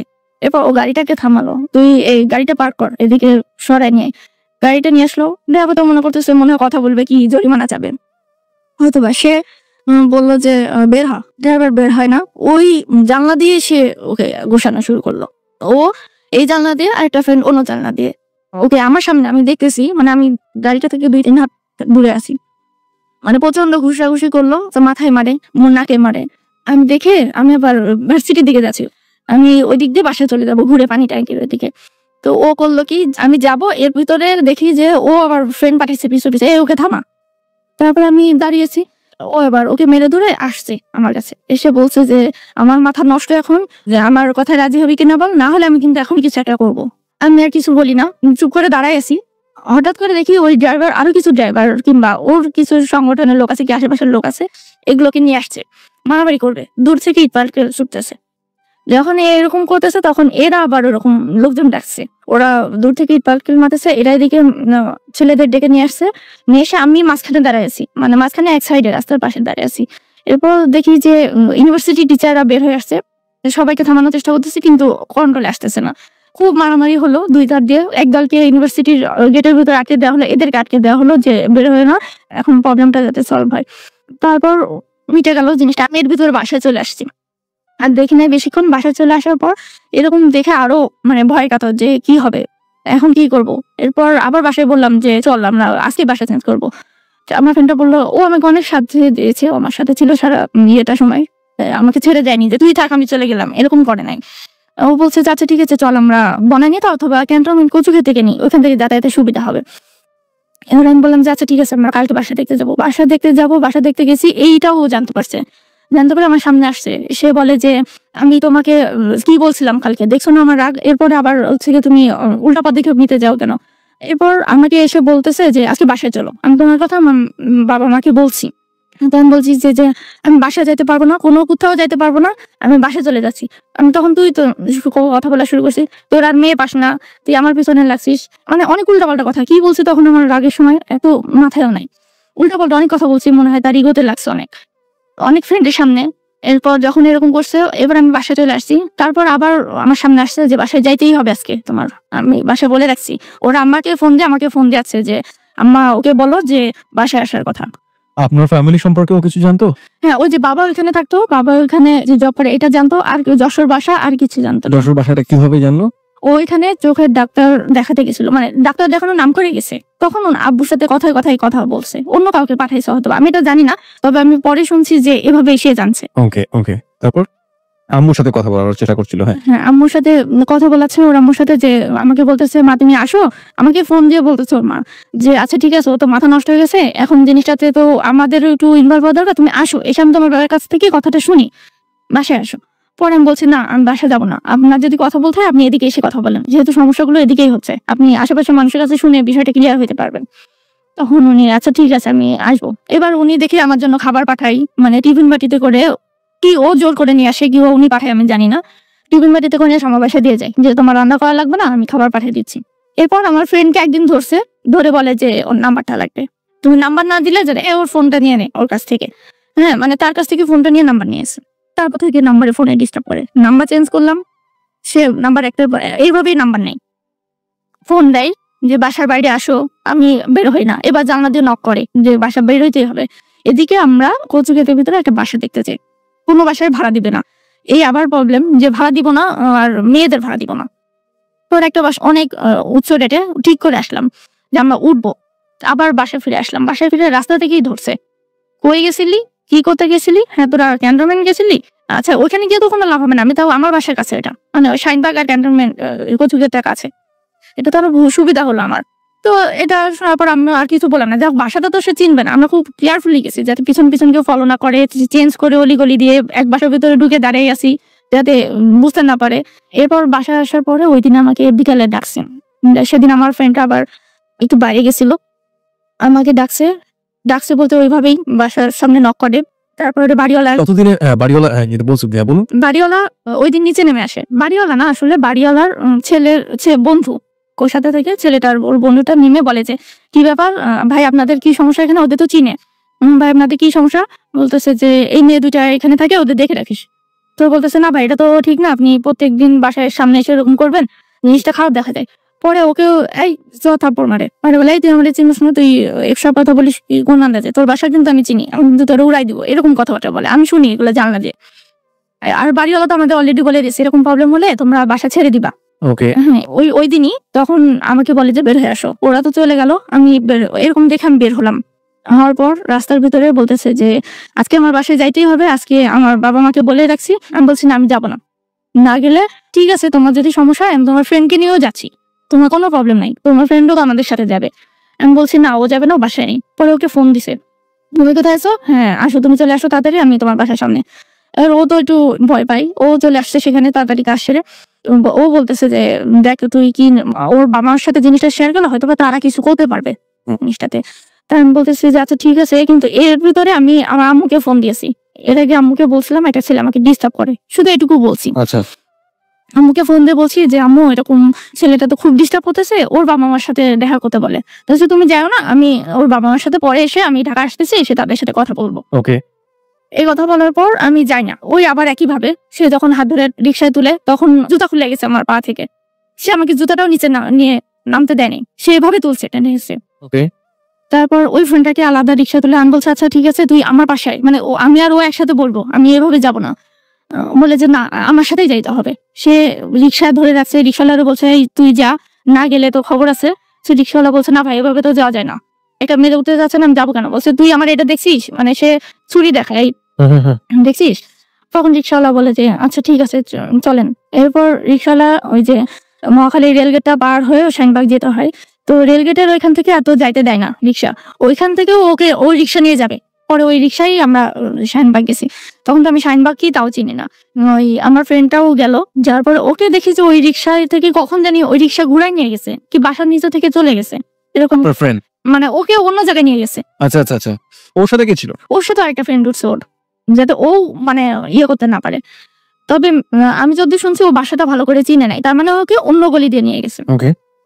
নিয়ে যাওয়ার পর আমাকে গলির সামনে নামাইছে, নামানোর পরে আমি বলতেছি যে ও কই, তো বলে যে ও আসতেছে তুমি চলো উপরে। এবার দারোয়ান আছে নিচে, সব আমি দেখছি বাসার পরিবেশটা মানে খুবই ভালো, আমি জানতেছি তার বাবা মা আছে বাসায়। এরপর আমি সিঁড়ি দিয়ে উঠছি, তার সাথে উপরে গেছি, বাসায় গিয়ে ঢুকছি, ঢোকার পরে ওর সাথে সাথে সবগুলো ফ্রেন্ড পরপর ঢুকছে, ঢোকার পর দরজাটা লক করে দিল। তখন বাসার ভিতরে তো ঢুকে দেখলাম বাসায় কেউ নাই, টোটালি সে আগে থেকে তালাও খুলে গেছে, সে যাতে তালা দেখে আমি বাইরে থেকে চিৎকার না দিই। এরপর আমি সোফায় বসানোর পর বলতেছে যে তুমি বসো, আব্বা মা আসতেছে। তো আমি বলছি যে আচ্ছা ওনারা কতক্ষণ লাগবে, তখন তো আমি খুব ভয় পাওয়া শুরু করছি, না আমার হাত পা কাঁপা শুরু হয়ে গেছে, ফ্রেন্ডও নাই কেউ নাই, আর অতগুলা ছেলে মানুষ একসাথে, আমি চিন্তা করছি যে হয়তোবা সবাই আমার সাথে খারাপ বিহেভ করবে। এরপর আমি বলতেছি আচ্ছা ঠিক আছে আমি ওনাদেরকে ফোন দিই, আমি ফোন দিয়ে জানতেছি, আরে না ফোন দেওয়া, ও আমার কাছে ফোন করে নিছে, ফোন দেওয়া লাগবে না, এখনই ডাকতেছি। ইভেন আমাকে ফোন দিয়ে শোনালো যে আব্বা তুমি কোথায় আছো, আচ্ছা তুমি আসতেছো, হ্যাঁ আসো। বলার পর আমি কিছু সময় থাকলাম, বিকেলে ওর বাসায় গেছিলাম, সন্ধ্যা হলো, 7:30 বাজলো। এরপর সে আমাকে এর ভিতরে নিজে চা বানিয়ে খাওয়ালো, অনপর আমাকে বললো যে আচ্ছা তুমি তোমার সাথে আমার অনেক কথা আছে, তুমি রুমে আসো। আচ্ছা আমি এখানেই কথা বলি, ড্রয়িং রুমে কথা বলি। বলি যে না, ড্রয়িং রুমে কি কথা বলা যায় নাকি, আমার ফ্রেন্ডরা সব কথা শুনে ফেলবে, তুমি রুমে আসো, ওরা ড্রয়িং রুমে টিভি দেখবে। এখন তার কিছু কথা নাই ওর সাথে। আমি বলতেছি আচ্ছা ঠিক আছে চলেন। যখন আমি রুমে ঢুকলাম, ঢোকার পরে বলতেছে যে তোমাকে আমার সাথে ফিজিক্যাল রিলেশন করতে হবে, এটা কি তুমি স্বেচ্ছায় করবা না আমি তোমার সাথে জোর করবো? এখানে আমি আপনাকে কিছু কোশ্চেন করতে চাই। প্রথম প্রশ্নটা হচ্ছে যে দেখুন, যে ঘটনাগুলো লম্বা সময় ধরে ঘটছে, একটা হচ্ছে যে আপনি নিরুপায় ছিলেন, চাইলে একটা বাসা নতুন করে ম্যানেজ করতে পারেন না, এটাও যেমন সঠিক, তেমনি ভাবে এটাও তো সঠিক যে একের পর এক সে আপনাকে অত্যাচার করেই যাচ্ছে। আপনি চাইলে ফ্যামিলিতে খুব বেশি করে জানানোর সুযোগ ছিল না, কারণ বাবা জানলে এখান থেকে আপনাকে নিয়ে চলে যাবে। আর আরেকটি বড় বিষয় যেটা ছিল যে ওর ফ্যামিলি, তো মার সঙ্গে আপনি কথা বলেছেন, কিন্তু একটা আশঙ্কার বিষয় আপনার ছিল যে কোনো ভাবে হোক না কেন যে ওরকম একটা জায়গাতে নিয়ে গিয়ে সে যে কোনো ধরনের খারাপ কাজ করতে পারে, সেটাই আপনি গেস করছেন এবং সেরকমই হতে যাচ্ছে আমরা বলে বিলিভ করি। যখন আপনাকে রিক্সাটাই তুললো তখন তো আপনি চাইলে শাউট করতে পারতেন, তখন তো আপনি ওর কাছ থেকে যেভাবেই হোক বাঁচার জন্য যে কোনো ভাবেই হোক না কেন আশেপাশের লোকজনকে বলতে পারতেন, আপনি সেটা কেন করেন না? তখন চিৎকার দিছি, চিৎকার বলতে জোরে জোরে চিল্লে কথা বলছি, সে নিজেও অনেক জোরে চিৎকার দিয়ে কথা বলছে। হ্যাঁ, তো যে আশেপাশের মানুষ দেখছেও, আচ্ছা জানছেও, কিন্তু ওরা ওই এলাকায় এমন পরিচিত যে ওর সামনে সে কেউ কথা বলে না। আর আশেপাশের মানুষ বলতে কারা, রিক্সাওয়ালা, দোকানদার, এগুলাই তো, তারা তো বের হয়ে ইয়ে করে তার সাথে ঝগড়া বিবাদে লিপ্ত হতে যাবে না। সাথে তো আরো ফ্রেন্ড ছিল, সাথে তো আরো অনেক ফ্রেন্ড ছিল, সেদিন তো 12 থেকে 13 জন ফ্রেন্ড ছিল। যদি দোকানদার আসে তার দোকান ভাঙচুর করবে, যদি রিক্সাওয়ালা আসে তাকে মারধর করবে, মানে এইরকম তাদের মনে হয় চেনা আছে, মুখ চেনা আছে, জানি না কেন তারা সেদিন কিছু। এবং মোটামুটি আমরা যেটা দেখলাম যে রুমির যে অ্যাটিটিউড, সেই অ্যাটিটিউডের জায়গায় আমরা যেটা দেখতে পাচ্ছি যে ও কিন্তু সারা দিনই মারামারির মধ্যে থাকে, বখাটে ধরনের, যেটা বলে এক কথায় বখাটে যাকে বলে চলে, সেই ধরনের একটা ছেলে। এবং অলওয়েজ সে মারামারির মধ্যে আছে, কখনো ড্রাইভারকে পেটাচ্ছে, কখনো রিক্সাওয়ালাকে পেটাচ্ছে, এবং পেটাচ্ছে পিটিয়ে রক্তাক্ত করে দিচ্ছে। এবং সাথে আছে শক্তিশালী একটা ব্যাকআপ, তার চারপাশের ফ্রেন্ডরা, এবং তার ফ্রেন্ডরা তাকে কিভাবে অন্ধভাবে সাপোর্ট করছে সেটা আপনার কথা শুনে বুঝতেই পারেন। যদি আমি খুব পুঙ্খানুপুঙ্খ বিশ্লেষণ করি, সেই বিশ্লেষণের জায়গাতে আমি আজকে আমার এই যে বন্ধুটি আছে ফেরদৌসি, সেই ফেরদৌসির কোনো ভুল আছে কিনা সেটা আমি খুঁজে বের করবার চেষ্টা করছি। ফেরদৌসির একটাই মাত্র ভুলের জায়গা, এবং সেটাকে যদি আমি ভুলের জায়গা বলি তাহলে আমার দিকে অনেকেই আঙ্গুল তুলবেন, এবং আমি মনে করি সেটা আমার জায়গা থেকে ভুলের জায়গা বলার কোনো সুযোগ নেই। সেটা হচ্ছে যে তার বাবাকে যদি সে জানাতো তাহলে হয়তো পরিস্থিতিটা অন্যরকম হতে পারতো। কিন্তু এখানে একটা আশঙ্কার জায়গাটা থাকে যে বাবাকে জানালে বাবা ওই ধরনের রিস্ক নিতেন কিনা, এবং বাবা যেটা করতেন, ও যেটা চিনেছে ওর বাবাকে, যে ওকে এখান থেকে নিয়ে গিয়ে ওকে ওর যে যশোরের যে কলেজ বা আশেপাশে যে কলেজ আছে সেখানে তাকে ভর্তি করে দিত। কিন্তু তারপরেও একটা কথা আছে, অবশ্যই বাবাকে জানানো উচিত ছিল। চাইলে সে একটা ডায়েরি করে রাখতে পারতো থানাতে, চাইলে সে পুলিশকে আগে থেকে জানিয়ে রাখতে পারতো, চাইলে সে পুলিশকে অনেকভাবে জিডি করে রাখতে পারতো। যেহেতু এখানে শিক্ষককে বলে কিছুদিনের জন্য কাজ হয়েছিল, সুতরাং পরবর্তীতে আবারও শিক্ষকদের জানাতে পারতো, কিংবা থানাতে গিয়ে সে একটা জিডি করে আসলে এই পরিস্থিতি থেকে কোনো না কোনো ভাবেই উদ্ধার পাওয়া যেত। কিন্তু এখানে একটা আশঙ্কার ব্যাপার থেকে যায়, যেহেতু এখানে কোনো আত্মীয় নেই, ব্যাকআপ নেই, সুতরাং এই ধরনের কোনো একটা কাজ করে এই ছেলেটির আরো বড় ধরনের রোষানলেও পড়বে না তার নিশ্চয়তা বাকি। যাই হোক, এরকম একটা পরিস্থিতির মধ্যে আমরা রয়েছি, এবং যে জায়গাটিতে আমরা ছিলাম সারা দিন অতিবাহিত করার পরেও আপনি ফ্যামিলির কাউকে দেখলেন না। তখন আপনি ওকে একবারের জন্য জিজ্ঞেস করলেন না যে তোমার ফ্যামিলির লোকজন কই? সারাদিন না, বিকালে গেছি, সন্ধ্যার পরে এরকম করছে। তখন কি বলেছে যে ফ্যামিলির লোকজন আসতেছে, তারা জব করে, মতিঝিল থেকে আসতে সময় লাগে, জব শেষ হলে হয় গাড়িতে আছে। ওর বাসাটা কেমন দেখলেন আপনি? ওর বাসার ভেতরে? বাসাটা হচ্ছে 5 তলা, ওরা 5 তলার উপরেই থাকে, আর হচ্ছে বাড়ি, হ্যাঁ নিজেদের বাড়ি। বাসাটা কোথায় দেখে মনে হয় ভদ্র ফ্যামিলি, অনেক ভদ্র ফ্যামিলি দেখে এটা মনে হচ্ছিল।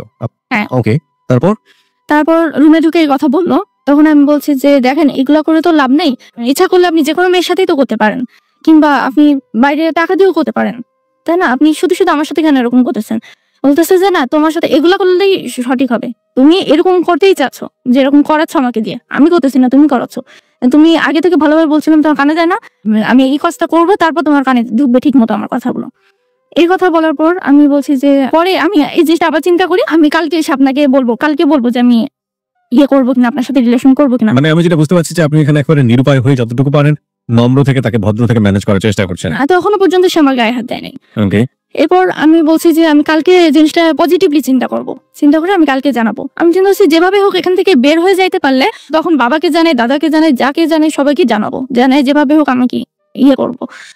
যখন আমি ওইরকম বলতেছে তখন আমি বললাম যে আচ্ছা ঠিক আছে, আমি কালকে আসি, কিংবা আপনার আম্মার সাথে কথা বলে উনি যদি পজিটিভলি বলে তাহলে আমি রাজি আছি। উনি যদি বলে যে না ঠিক আছে আমি তাকে মেনে নিলাম, কি আমি বিয়ে করাবো, তাহলে আমি রাজি আছি, আমি পরে বিয়ে করে এগুলা হোক, হ্যাঁ এখন না। তখন যখন এই কথা বলছি না, আমার এত সময় নাই, আমি এগুলো চিন্তাও করতে পারতেছি না, ওই সুযোগটা আমি এত দিব না। এই কথা বলে বলতেছে তুমি খুলো, আমি তোমার জামা। ওকে জাস্ট আছে হোয়াটএভার ইট ইজ, আমরা একটা শব্দ যাবে ইংরেজি শব্দ, খুবই ঘৃণিত একটা শব্দ, এবং একই সাথে আমরা এটাকে বলতে গেলে নিজেরা খুব লজ্জা পাই, এই অর্থে যে কোনো মানুষের কাজ হতে পারে না এটা।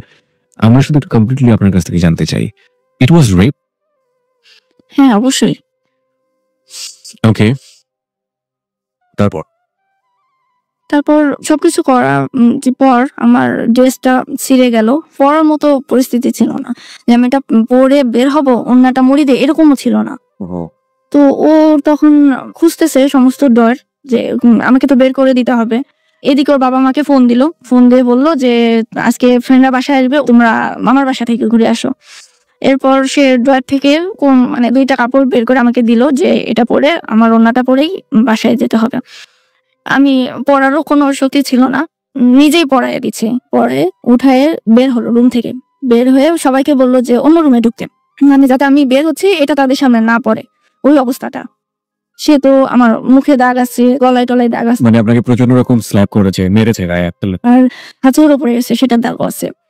পরে আমাকে নিয়ে বের হলো, ওনা টোনা মুড়ি দেওয়ালো, মানে সিঁড়িতে যখন নামতেছি তখন সে আমাকে কি করলো, দারোয়ান যাতে বুঝতে না পারে সেজন্য পুরো মুখ ঢেকে নিল, বলতেছে যে এভাবে যেতে হবে ওনা দিয়ে, মানে ওনাটাকে মুখ দিয়ে মেকআপ করার মতো করে।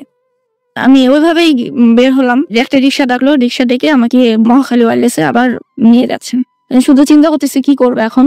ও আমার পিছনে ওর ফ্রেন্ড আবার রিক্সা নিয়ে আসতেছে, আমি ওই সময় যে চিৎকার দিব সেরকম কোনো সুযোগ নেই, আর ওই শক্তিটা আমার কাছে তখন ছিল না, খুব আহত হয়েছিলাম, যার জন্য আমি যে চোর আসলে যেমন কথা বলতে পারে না মানুষ, আমি ওই সময়টা তার কিছু বলতে পারতেছিলাম না।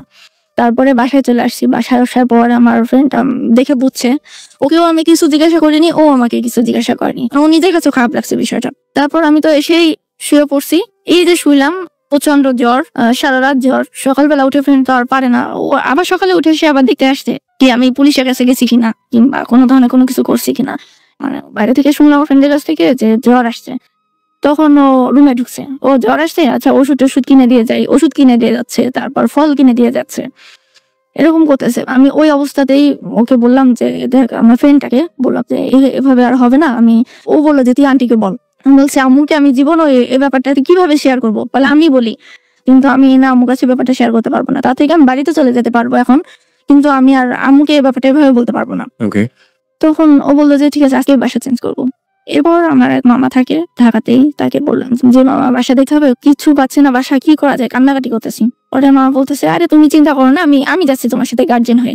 এটা আপন মামা না, মানে পরিচিত এরকমই। তো তার অনেক কাজ ফেলে সে ওই দিন আমাদেরকে নিয়ে বাসা ঘুরে ঘুরে দেখে ওই দিনই বাসা চেঞ্জ করালো। ওঠার পর আস্তে আস্তে ভাবলাম যে এভাবে আর না, এবার মেয়ে নিয়ে থাকবো, সাথে অনেকগুলো মেয়ে নিয়ে থাকবো, একজন না বলতে পারলে আরেকজন বলতে পারবে। এরপর আরো কয়েকজন নিয়ে নিলাম, বাসাটা চেঞ্জ করে ফেললেন? হ্যাঁ বাসা চেঞ্জ করে। কোথায় নিলেন? আমি মহাখালী ওয়্যারলেস থেকে আমরা গেলাম ক্যান্টনমেন্ট কচুক্ষেত। তখনও ধরলো না আপনাকে বাসা চেঞ্জ করার সময়? ওই ঘটনার পরে ওই তো আমার থেকে দূরে দূরে ছিল, ভাবছে আমি মনে হয় পুলিশ যদি যাই কিংবা ভয়ের মধ্যে ছিল, একটু ভয়ের ভিতর ছিল, অতটা কাছে আসতো না। সে বাসাটাও দেখে আসছে। সেই চেঞ্জটা হলো কিন্তু বাসাটা, কিন্তু শেষ পর্যন্ত সব ঘটনা অঘটন ঘটার পরে। ওকে, তারপর?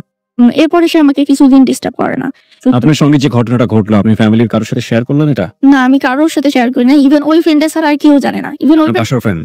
হ্যাঁ বাসার ফ্রেন্ডটা ছাড়া, তাও আমার কাছে বর্ণনা আমি তাকে বলি নাই, কিংবা সেও আমাকে বলে নাই, শুধু ইয়েস নো দি অ্যানসার দিয়ে দিয়েছে। হ্যাঁ এটুকুই, মানে আমি বলতে পারি না এভাবে যে আমি ভাবতেছি ওর কাছেও আমি ছোট হয়ে যাবো, ও তো জানছেই। তারপর আমি যদি জিনিসগুলো এভাবে বলি তাহলে ও আমাকে কি চোখে দেখবে যে আমি এখন একটা মানে খারাপ পর্যায়ে চলে গেছি, কি আমার এই অবস্থা হয়ে। আপনার নিজে থেকে ফিল হয়েছে যে এটা মানুষকে বললে মানুষজন আমাকে খারাপ ভাববে? হ্যাঁ। ওকে, তো আমি এটা দেখুন সামাজিক ফিলিংস এর জায়গাটা, একটা মেয়ে তার কোনো দোষ নেই এবং সে হ্যারাসমেন্টের হলো, ফিজিক্যাল হ্যারাসমেন্টের শিকার হলো, রেপ হলো একটা বখাটের ছেলের দ্বারা, এবং সম্পূর্ণরূপে দোষ হচ্ছে ওই ছেলেটা তার বর্ণনা অনুযায়ী।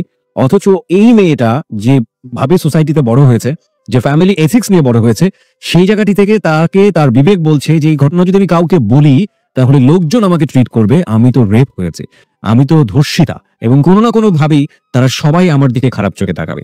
সমাজের এই যে এথিক্স, এই যে এথিক্যাল পয়েন্ট, ফ্যামিলি থেকে বড় হোক বা আমরা যে সোসাইটিতে বড় হচ্ছি, এটাও যে ভয়াবহ রকমের এক ধরনের রেপ, এবং এই এথিক্স থেকে যদি আমরা বের হতে না পারি এই সমস্যাগুলোর কোনোদিনও সমাধান হবে না। কারণ কজন নেই বা মুখ খুলছে, আসলে তো মুখ খোলে না। ওকে যাই, তারপর? ও আমাকে আর ডিস্টার্ব করে না। আমি তখন ভাবলাম যে হয়তোবা ওর এটাই ইচ্ছা ছিল যে আমার সাথে এ ধরনের কিছু একটা করে ছেড়ে দিবে, এরকম চিন্তা করে আমি আবার নিয়মিত পড়াশোনা শুরু করলাম। আবার 6 মাস এভাবে গেল। এর ভিতরে আমার দাদা অসুস্থ হয়ে গেল, যে দাদার এখানে আব্বু থাকতো প্যারালাইসিস হলো, তার বাড়িতে নিয়ে যাওয়া হলো, ক্লিনিকটা পুরো বন্ধ হয়ে গেল, আব্বু বাসায় চলে যাবে এরকম একটা পরিস্থিতি। তো আব্বু যখন গ্রামে যাবে তখন তো আমার আরো ভয় লাগা শুরু হলো যে এবার আমি কি করব। এতদিন তো তাও কিছু বলি নাই, তারপরে একটা মনে সান্ত্বনা ছিল যে আমি তাদের কাছে যাইতে পারতাম, এখন তো তাও যাইতে পারবো না। এরপর দাদার সাথে দেখা করতে যাব, আব্বুর সাথে যে চলেন দাদার সাথে দেখা করে আসি। দাদা ওখানে যাইতে গিয়ে দাদা থাকে 4 তলা, দোতলায় তার ছেলে থাকে, দোতলা থেকেই আমাকে যাইতে দিবে না উপরে, যেতে দিবে না তার সাথে। কেন? আমি যদি তার কাছে গিয়ে টাকা চাই, তখনও পর্যন্ত ভার্সিটি খরচ সে দেয়, আব্বু দাদা মিলে দেয় আর কি। যেহেতু ওই ক্লিনিক থেকে টাকাটা আসে, তো আমি আসলে ভাবে শিওর ছিলাম না কে দেয়, আব্বু দিচ্ছে না দাদা দিচ্ছে। তো আমি গেলাম, দাদা ছেলেরা উঠতে দিবে না, যে না হবে না, এটা কি লাগবে আমাকে বলো, কি বেতন। তো তখন আমি ভালো রেজাল্ট করার জন্য ওয়েবার পাই, মানে পুরো 50% টাকা আমার লেস দিতে হয়। আমি বলি যে আমার এরকম 50% টাকা লেস দিতে হবে, বলে যে ঠিক আছে তুমি একটা এগ্রিমেন্ট করো, তোমার বাবার এই সম্পত্তি তোমার বাবা আমাদেরকে দিয়ে দিবে, তাহলে আমরা তোমাকে টাকা দিব। তখন আব্বু বলে যে না লাগবে না, তাহলে সম্পত্তি যখন তাদের নামে দিয়ে দিতে হবে তাহলে আমি বিক্রি করে টাকাটা দিই। এটা বলে আব্বু বলে যে ঠিক আছে তুমি পড়াশোনা করতে থাকো, আমি বাসায় যাই, গিয়ে চিন্তা করে দেখি কোনটা বিক্রি করা যায় না যায়। তারপর সেই কথা বলে বাসায় চলে গেল। যার পর আমার তখন এমন অবস্থা যে মানে পড়ার খরচটা আব্বু দিবে, কিন্তু দেখা গেছে যে সে খুব মানে কষ্ট হবে, কারণ তারও তো হুট করে জবটা চলে এলো। তো সে চিন্তা করলো যে জমি বিক্রি করবে। এরপর লাস্ট পর্যন্ত বিক্রি করা হলো, আমার সেমিস্টারের ফি দিল, কিছু টাকা ব্যাংকে দিয়েও দিল। এভাবে চলতেছে 6 মাস, আর কিছু হয় নাই। এরপর হঠাৎ একদিন সে বাসার দরজায় কলিং বেল চাপছে, চাপার পর আমার নতুন একটা মেয়ে উঠাইছি বাসায়, সে খুলছে যে কে আপনি, কি চান। বলতেছে এই অমুক আছে, হ্যাঁ আছে, সারানোর সাথে দেখা করতে আসছি। আর ওর কথাবার্তা শুনে সভাপতি সে মেয়েটা ভয় পেয়ে গেছে, সে কি করবে না বুঝে দরজা খুলে দিয়েছে। খুলে ও ভিতরে ঢুকেছে, ঢুকে গিয়ে চেয়ার নিয়ে এসেছে, আমার পড়ার টেবিলের চেয়ারটা টান দিয়ে নিয়ে বসছে, আর পাশে তার ফ্রেন্ড বলতেছে যে এই এলাকায় এসে বসছো, তাকে আমি চিনতে পারি নাই, চিনতে তো পারছি। তো আমি তো তোমাকে এটা করছি যে তোমাকে ছেড়ে দেওয়ার জন্য না, যাতে তুমি আমার সাথে থাকো, বিয়ে করবো, আমি তোমার সাথে বিয়ে করতে চাই। এটা কি ভালো কাজ না? তোমার সাথে একটা ছেলে ফিজিক্যাল রিলেশন হলো, তো তুমি কি তাকে বাদ দিয়ে অন্য কাউকে বিয়ে করতে পারবা? সেটা কেন করবে? বিয়ে করতে হবে আমাকে। আমি যাই হয়েছে, আপনার কাজ তো শেষ, আর আমার কাছে তো কিছু চাওয়ার নাই আপনার, তাহলে আপনি যান, আমি বিয়ে করবো না, আমি পড়ালেখা শেষ করবো আগে, তারপর বিয়ে। মানে সেদিন অনেক রাগারাগি করে চলে গেল। যাওয়ার পর আবার একদিন আসছে প্রাইভেট ভাড়া করে নিয়ে, যে আজকে আমার সাথে যাইতে হবে। সেই বাসায় আবার মালিক ছিল মহিলা, মানে মহিলাটা আবার খুব একটু দরজাল টাইপের, মানে হাজবেন্ড কিছু না, তিনি আর কি ভাড়া তুলতে নিয়ে করতেন সবকিছু। মহিলা ওইরকম করাতে মহিলা বললো যে কি ব্যাপার তোমরা এখানে কেন? উপর থেকে চিল্লাচ্ছে, বলতেছে যে আমরা তো অমুকের হাজবেন্ড, আমি ওকে নিয়ে যেতে এসেছি। মানে আপনার হাজবেন্ড? হ্যাঁ। বলতেছে ও তো কোনো হাজবেন্ড বলে আছে বলে জানা ছিল না, তো হাজবেন্ড ঠিক আছে, তো এখানে কি সমস্যা? ও তো মেসে থাকে, আরো মেয়েরা থাকে, তোমরা এখানে এসে প্রবলেম করতেছো কেন? তোমরা যা করার বাসায় নিয়ে গিয়ে করো। ঠিক আছে আমি ওকে বাসায় নিয়ে যাই আন্টি, বাসায় নিয়ে যাবা, তাহলে ওকে যাইতে বলো তোমার সাথে, যদিও যাই তাহলে ঠিক আছে। তখন আমি বাড়িওয়ালাকে বলতেছি যে আন্টি ও আমার হাজবেন্ড না, এরকম আমাকে প্রবলেম করতেছে, আগে বাসায় ছিলাম সেটা তো প্রবলেম করছে, তুমি আগে বলবা না, তুমি এরকম ঝামেলা নিয়ে তুমি উঠছো কেন? আলটিমেটলি কোনো হেল্প করলো না, কিন্তু যেটা বলছে যে এরকম জানলে আসলে আপনাকে বাসায় দিত না। না, আবার আশেপাশে মানুষ কি বলবে আমাকে, যে আমি ম্যাচ ভাড়া দিয়েছি, সেটাই তো সোসাইটি পছন্দ করে না, যেখানে অন্য ছেলেরা নাকি প্রবলেম করে। দেখুন, this is the problem of society. একটা হচ্ছে মেয়েরা কই থাকবে সেটার কোনো ঠিক ঠিকানা নাই, যে মেয়েদেরকে ভাড়া দিয়েছে সেই মেয়েদেরকে কোনো ঝামেলা হলে ওই বাড়িওয়ালার বিপদে পড়বে, এবং সেখানে বাড়িওয়ালার কিছু করার নাই, কারণ বাড়িওয়ালিকে আবার সোসাইটির লোকজন তাকে গালমন্দ করবে। This is the ultimate problem of society. তো সোসাইটির ভিতরেই যদি ক্যান্সার থাকে তাহলে তো আমরা ভিকটিম হবই। ওকে, নিচে গিয়ে বললাম যে এরকম করার কি মানে, একবার তো হয়েছে, আবার কি, আর কি চাও? তো বলতেছে যে হ্যাঁ আমি তোমার সাথে বিয়ে করতে চাই, দেখো এরকম খুব মানে কান্নাকাটি করতেছে তখন আমার সামনে, যে আমি আসলে ওই দিন যা করছি খুব ওয়েললেসে নিয়ে আসে, সেখানে সে আগে থেকে একটা বাসা বানাকি ভাড়া করছে, পরে ওখানে রাখলো কিছুই না, ব্যাকআপে নিয়ে ওইখানে আমাকে আটকে রাখলো। আটকে বলতে সে বলে এখান থেকেই থাকবা, আজকে এখানেই থাকবা। এরপর ওইখানেও সে ওই একই কাহিনী করলো। যখন এরকম হলো ওই দিন আমাকে আবার ওইখান থেকে আসতে দেয় না। পরে আবার আমি বলি যে আমাকে বাসায় যেতেই হবে। আচ্ছা ঠিক আছে, আমি বিষয়টা চিন্তা করে দেখবো, আমি বাসায় বলে দেখবো। এসে আম্মুকে বললাম যে আম্মু এই ঘটনা এরকম। তার মা আমাকে ফোন দেয়, তার মা আমাকে একদিন রাতে ফোন দিয়ে বলতেছে যে তুমি কি আমার ছেলেটাকে মেরেই ফেলবা? তো আমি তো খুব হয়ে গেছি, আপনি তো আসেন। পরে আম্মু আসেন, আসার পর ওর মার সাথে কথা বলে যে কি ব্যাপার, আপনার ছেলে এরকম করতেছে, আপনি কেন ব্যবস্থা নিচ্ছেন না কেন? আচ্ছা ভাবি আপনি বাসায় আসেন, বাসায় এসে কথাবার্তা বলি। বাসায় যখন গেছে আম্মুকে সরাসরি তারা বিয়ে প্রস্তাব দিচ্ছে যে বিয়ে করাই দেন, তাহলে হয়তো দুজনেই ঠিক হবে। ও তো একটু বাইরে টাইরে থাকে, এটা ওর পছন্দ না, ও মনে হয় ওকে অনেক বেশি লাইক করে, আপনি বিয়ে দিয়ে দেন মেয়েটাকে, তাহলে আমরা ওর পড়া খরচ চালাবো, আমরা সবকিছু দেখবো, আমাদের এখানে থেকে পড়াশোনা করবে, কোনো প্রবলেম হবে না। তখন আম্মু বলতেছে যে আমি তো এগুলোর ব্যাপারে বলতে পারবো না, তবে আপনার ছেলেটাকে আমার পছন্দ না, আর আমি বিয়ে দিতাম যদি মেয়েটার পড়াশোনা শেষ হয়ে যেত। তারপরও কিন্তু তার পড়াশোনা চলতেছে, রানিং অবস্থায়, আমি তাকে বিয়ে দিব না, আপনি একটু অপেক্ষা করেন, আমি আর 2-3 বছর আছে শেষ হোক, আমি কথা দিচ্ছি যে আপনার একটা পজিটিভ চিন্তা করবো না, আপনি ভেবে দেখেন। অনেক রিকোয়েস্ট করছে কিন্তু আম্মু শুনে নাই, আম্মু চলে গেছে। কিন্তু আম্মু ওদের বাসা টাসা দেখছে, সব মানে ফ্যামিলি দেখে আম্মু একটু চিন্তা করছে যে না, হয়তো বা ছেলেটা ভালো হইতে পারে, যে এক মেয়েকে এত বেশি ইয়ে করতেছে, অন্য কোনো মেয়ের কথা হয়তো শুনতেছি না, তাহলে হয়তো বা ভালো হতে পারে। কিন্তু আম্মু বিয়ে দেওয়ার কথা বলে নাই। এই যে আম্মু চলে গেল, আম্মু যখন আসছে ওর মার সাথে কথা বলছে, ও চিন্তা করছে যে মনে হয় এবার বিয়েই দিবে। যখন সে দেখলো বিয়ে হচ্ছে না, এখনো হবে না, 2-3 বছর ওয়েট করার মতো ক্ষমতা তার নাই, তখন সে করলো কি, ওর মাকে খুব মানে ভাঙচুর করলো বাসায় এসে। কেন বিয়ে দেওয়ার কথা বললো না, কেন জোর করে হলেও বিয়ে করা যাবে না, আর আজকেই বিয়ে করতে হবে। ওর মা বলে যে দেখ এই সমস্যা, তো মেয়েটা পড়ালেখা করতেছে, করুক, একসময় বিয়ে দেবে।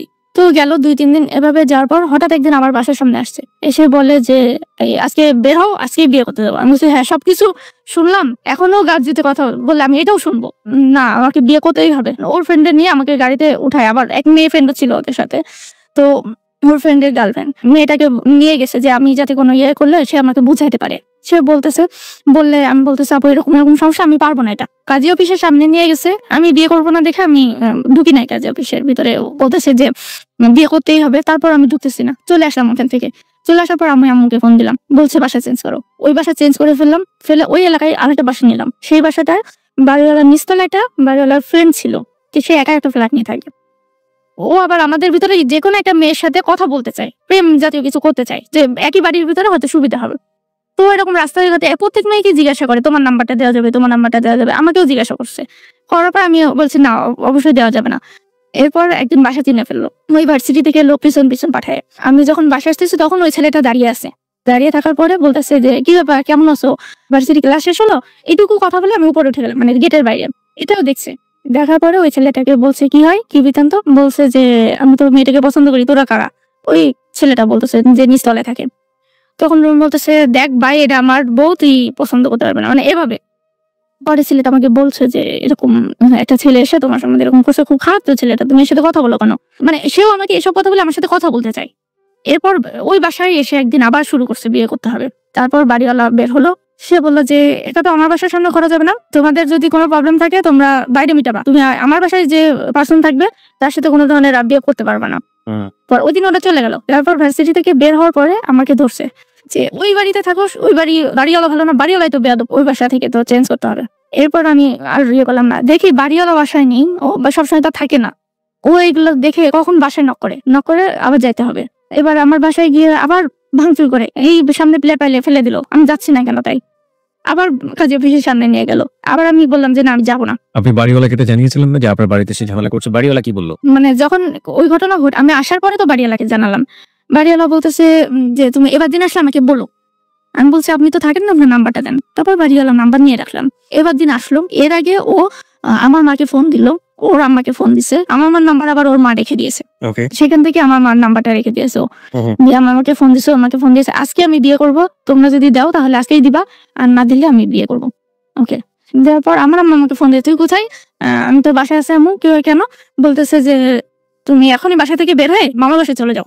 বের হচ্ছি, তারপরের দিন আমার পরীক্ষা, আমি শীট টিট গুছাচ্ছি যে কোথায় কি আছে সরণ, আমি সবগুলো গুছাই বের হবো।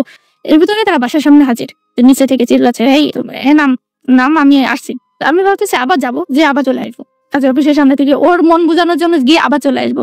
এরপর সারাদিন আমাকে ওই মহাখালী যে ইউনিভার্সিটিটা, সেখানে নিয়ে গিয়ে থামলো, গাড়ি দান করালো, ওখানে পাশে বসালো, বুঝালো যে দেখো এরকম করলে এরকম হয়, মানে আমরা যদি বিয়ে করি এটা সুন্দর লাইফ হবে, হ্যাঁ আমরা এভাবে যেটা যদি আর না করি। তো একটা ছেলে কখনো একটা মেয়ের প্রতি এত ডিস্টার্ব করে, নিশ্চয়ই আমি তোমাকে অনেক বেশি পছন্দ করি, এই জন্যই তো তুমি এটা বুঝে আমার সাথে বিয়ে করো, দেখো বিয়ের পরে তুমি অনেক হ্যাপি থাকবা, আমি অনেক ভালো একটা মানুষ, হ্যাঁ আমি এরকম উপকার করি মানুষের, এই মানুষটাকে এরকম করছি, এরকম অনেক উদাহরণ সে আমাকে দিচ্ছে। ওর মাকে বলতেছে আমার মার সাথে কথা বলো, আমার মাও তোমার প্রতি রাজি হয়েছে, হ্যাঁ তোমাকে বিয়ে করতে বলছে। ওর মাকে বলছে, ওর মা একটু থতো মতো খেয়ে গেছে, ফোন দিয়ে বলছে মা ওকে বলো তো আজকে বিয়ে করে ফেলতে। হ্যাঁ, তো মা বলছে কি যে বাবু তুই করিস না, ওকে আবার বাবু ডাকে, ঠিক আছে বাসায় নিয়ে এসে বিয়েটা পড়াই না, বাসায় টেসে কোনো কিছু হবে না, তুমি এসব বুঝ দাও আমাকে। পরে ওর মা ফোন আমার ধরছে যে তুমি একটু নর্মাল থাকো, কিছুই হবে না, তুমি নর্মাল থাকো, শুধু একটু বলতেছে যে ও যা বলো শুনো, কিন্তু বিয়ে করো এটা তো আর বলতে পারে না। এদিকে আমার আম্মু ওই কথা শুনে ঢাকা আসবে, আমি যে চলে আসছি আমার কাছ থেকেই কিন্তু সাথে সাথে ফোন কেড়ে নিয়েছে। বাড়িওয়ালাকে কি ফোন দেবো, আম্মুকে কি ফোন দিব, কাউকে ফোন দিতে পারি নাই। এরপর আমাকে সন্ধ্যার সময় শুনছে যে আম্মু বলছে যে আচ্ছা বাবা আমি আসতেছি তোমাদের বিয়ে পড়াবো, আমি এসে তারপরে বিয়েটা পড়াবো, তুমি এখন ওকে বাসায় দিয়ে আসো। আচ্ছা ঠিক আছে। ও আবার ফোনে আম্মুর সাথে খুব ভালো বিয়ে পড়ে। এদিকে আমাকে নিয়ে সন্ধ্যাবেলা সে আমাকে বাড্ডা নিয়ে গেছে সেই কাজী অফিসের সামনে। ওর ফ্রেন্ডকে আবার ডাল দিছে, নিয়ে গেছে যে সাক্ষী লাগবে মেয়ের পক্ষ থেকে, সবকিছু রেডি করে রাখছে, কি সই দিতে হবে। তো তখন হাত পা কাঁপতেছে। আমি বলতেছি যে মানে আমি বিয়ে করবো, আম্মু আসুক, মানে আমার পক্ষ থেকে কেউ আসুক। কাজী বলতেছে যে ভাই আপনি একটু দাঁড়ান, মেয়েটা যেহেতু ইয়ে করতেছে আপনি এখন বিয়েটা পড়াই না পড়াই। ওর মা রাজি, আমার মা রাজি, এগুলো তো সবাই রাজি, আপনি কি বলতেছেন, সবাই জানে আমাদের অনুষ্ঠান হবে 2 দিন পরে, আপনার কে দাওয়াত দিব তো আমি। এসব কথা বলাতে কাজী একটু ভয় পাইছে। আর অত মানে পুরো ঘর ভরে গেছে মানুষের, ওদের ফ্রেন্ড যে ও বিয়ে করতেছে, আজকে ছবি তুলতেছে। পরে কাজী সবকিছু রেডি করলো, আমাকে টিপসই লাগবে, হাত এভাবে ধরে নিয়ে যে টিপসই দিচ্ছে। কাজী বলতে সেটা বিয়ে হয় না, আপনি এভাবে না, ওনাকে দিতে দেন। তখন বিয়ে হয়ে গেছে, আবার টিপসই দিয়েছে, আবার দিলাম। বিয়ে করতেই হবে, তার সাথে কোনো উপায় নেই। আবার আম্মু হচ্ছে গিয়ে ওইভাবে আইসা আর কিছু করতে পারবে না, মানে আমার তখন আর কিছু করার নেই, তার কথা শুনতেই হবে। তারপরেও এটাও ভুল হবে যে আমি তাকে মানে একটা সব কর্নার থেকেও দেখছি যে না হয়তো বা এরকম করতেছে, সে ভালো হইতে পারে। আমি তো তার কিছু শুনি নাই যে কোনো মেয়ের সাথে রিলেশন আছে কিংবা ছিল অন্য কোনো মেয়ের সাথে, এরকম তো শুনি নাই। বিয়ে তো হয়ে গেল ওখান থেকে বাসায় নিয়ে আসলো। ওর বাসায় নিয়ে আসার পর ভোরবেলা আম্মু এসে পৌঁছালো, ওর বাসায় আসলো সরাসরি। বাসায় আসার পরে ওর বাসার লোকজন আপনাকে কি করবে? আগে থেকে তো জানে, বলেই গেছে যে বিয়ে করে আসবে। ওর মা আমাকে বুঝাচ্ছে যে যা হবার হয়ে গেছে, বিয়ে তো হয়ে গেছে, এখন তুমি সেভাবে মেনে নাও। নর্মাল ভাবে বিয়ে হলে যেরকম বিয়ে করতে হয়, যেরকম থাকতে হয়, তুমি সেভাবেই থাকো, তোমার কোনো ধরনের প্রবলেম হবে না। আর ও এখন আর কোনো সমস্যা করবে না, আমরা আছি, তুমি এভাবে থেকে দেখো যে জিনিসটা সলভ হয়ে যাবে। ওই দিন আমরা ওর মার কাছে ঘুমাইলাম, ওর বাবা আলাদা রুমে ঘুমাইলো। আপনি কি তখন মন থেকে মেনে নিলেন? না, তখনও মন থেকে মেনে নি নাই। আমি খুব ভয়, মানে ওই দিন যে কি ফিলিংস আমি বলে বুঝাইতে পারবো না। খুব মানে খারাপ লাগতেছিল যে একটা মানুষের বিয়ে হয় কত আশা নিয়ে, কত স্বপ্ন নিয়ে। আমার এরকম স্বপ্ন ছিল যে আমার এভাবে বিয়ে হবে, কিন্তু সেটা হলো না, এরকম অ্যাক্সিডেন্টলি হলো। খুব খারাপ লাগতেছিল। না, কিন্তু আপনি চাইলে তো ওই মোমেন্টে আপনি পুলিশের কাছে যেতে পারতেন। ওই মোমেন্টে যদি আপনি পুলিশের কাছে যেতেন, ওর পুরো ফ্যামিলি ও এবং যারা এই ঘটনার সাথে প্রত্যক্ষ এবং পরোক্ষভাবে জড়িত প্রত্যেকে ফেঁসে যেত। বাংলাদেশের নারীর অধিকার নিয়ে খুব শক্তিশালী আইন রয়েছে এবং সেটা প্রয়োগও রয়েছে। হ্যাঁ, হতে পারে যে আমরা এখন পর্যন্ত নারীর প্রতি যে অবিচার হচ্ছে সে বিষয়ে একেবারে 100% সফলতা পেয়েছে নারী অধিকারের ক্ষেত্রে, সেটা সত্যি নয়। কিন্তু বিভিন্ন মানবাধিকার সংস্থা এবং রাষ্ট্র নারীর অধিকার সমুন্নত করার জন্য অনেক শক্তিশালী আইন করেছেন, সেগুলোর প্রয়োগও আমরা দেখতে পাই। সেক্ষেত্রে আপনি এরকম একজন শিক্ষিত মেয়ে হয়ে কেন এটা করলেন না? আমি তো ওর বাসায় যাওয়া পর্যন্ত পুরোপুরি ওদের দায়িত্বের ভিতরে ছিলাম। ওকে, বাসায় যাওয়ার পরেও তো আপনি বেরোতে পারেন? বাসায় যাওয়ার পরে তো তালা মেরে রাখে ওরা, এমনিতে নর্মালি রাতে ঘুমানোর সময় তালা মেরে রাখে। আগে মারতো কিনা জানি না, ওই দিন থেকে ওরা মারে। ওকে। আর ও তো বাইরের রুমে ঘুমাইছে, মানে যে রুম থেকে সামনে থেকে। আপনার মাকে বলতেন আপনার মারও তো বাইরে থেকে স্টে নিতে পারে? মা তো সব ভোরবেলা এসে পৌঁছায় গেছে। আচ্ছা, পৌঁছানোর পরে সে আমাকে ওইখানে দেখে পরে উনি গিয়ে বলে আপনার এটা কি কাজ করলেন। আমি তো এখন ওর বাবাকে কি বলবো, আমি যতদিন তাকে আসছে জিনিসটা শেয়ার করি নাই। ওনার আম্মুকেও বুঝালো দেখেন আপনি এরকম স্টেপ, ওর বাবা মা ভয় পাচ্ছিল যে এরকম কোন স্টেপ নিতে পারে। ওরা বলতেছিল যে দেখেন আপনার মেয়ে যা লাগে সবই হবে, আমার মেয়ের মতো মানুষ হবে। ওর একটা বোন আছে ডাক্তার, সে শ্বশুর বাড়িতে থাকে, যে আমার মেয়ের মতো আমি তাকে লেখাপড়া শেখাবো সবকিছু, মানে আপনি তো জানেনি আমি তাকে গালে তুলেও ভাত খাওয়াই, এরকমও বলছে। কালকে আসছে, আজকে সকালে তাকে নিজে তুলে খাওয়াইছে, আমি তাকে এভাবে দেখবো, আপনি জিনিসটা কাউকে বলেন না।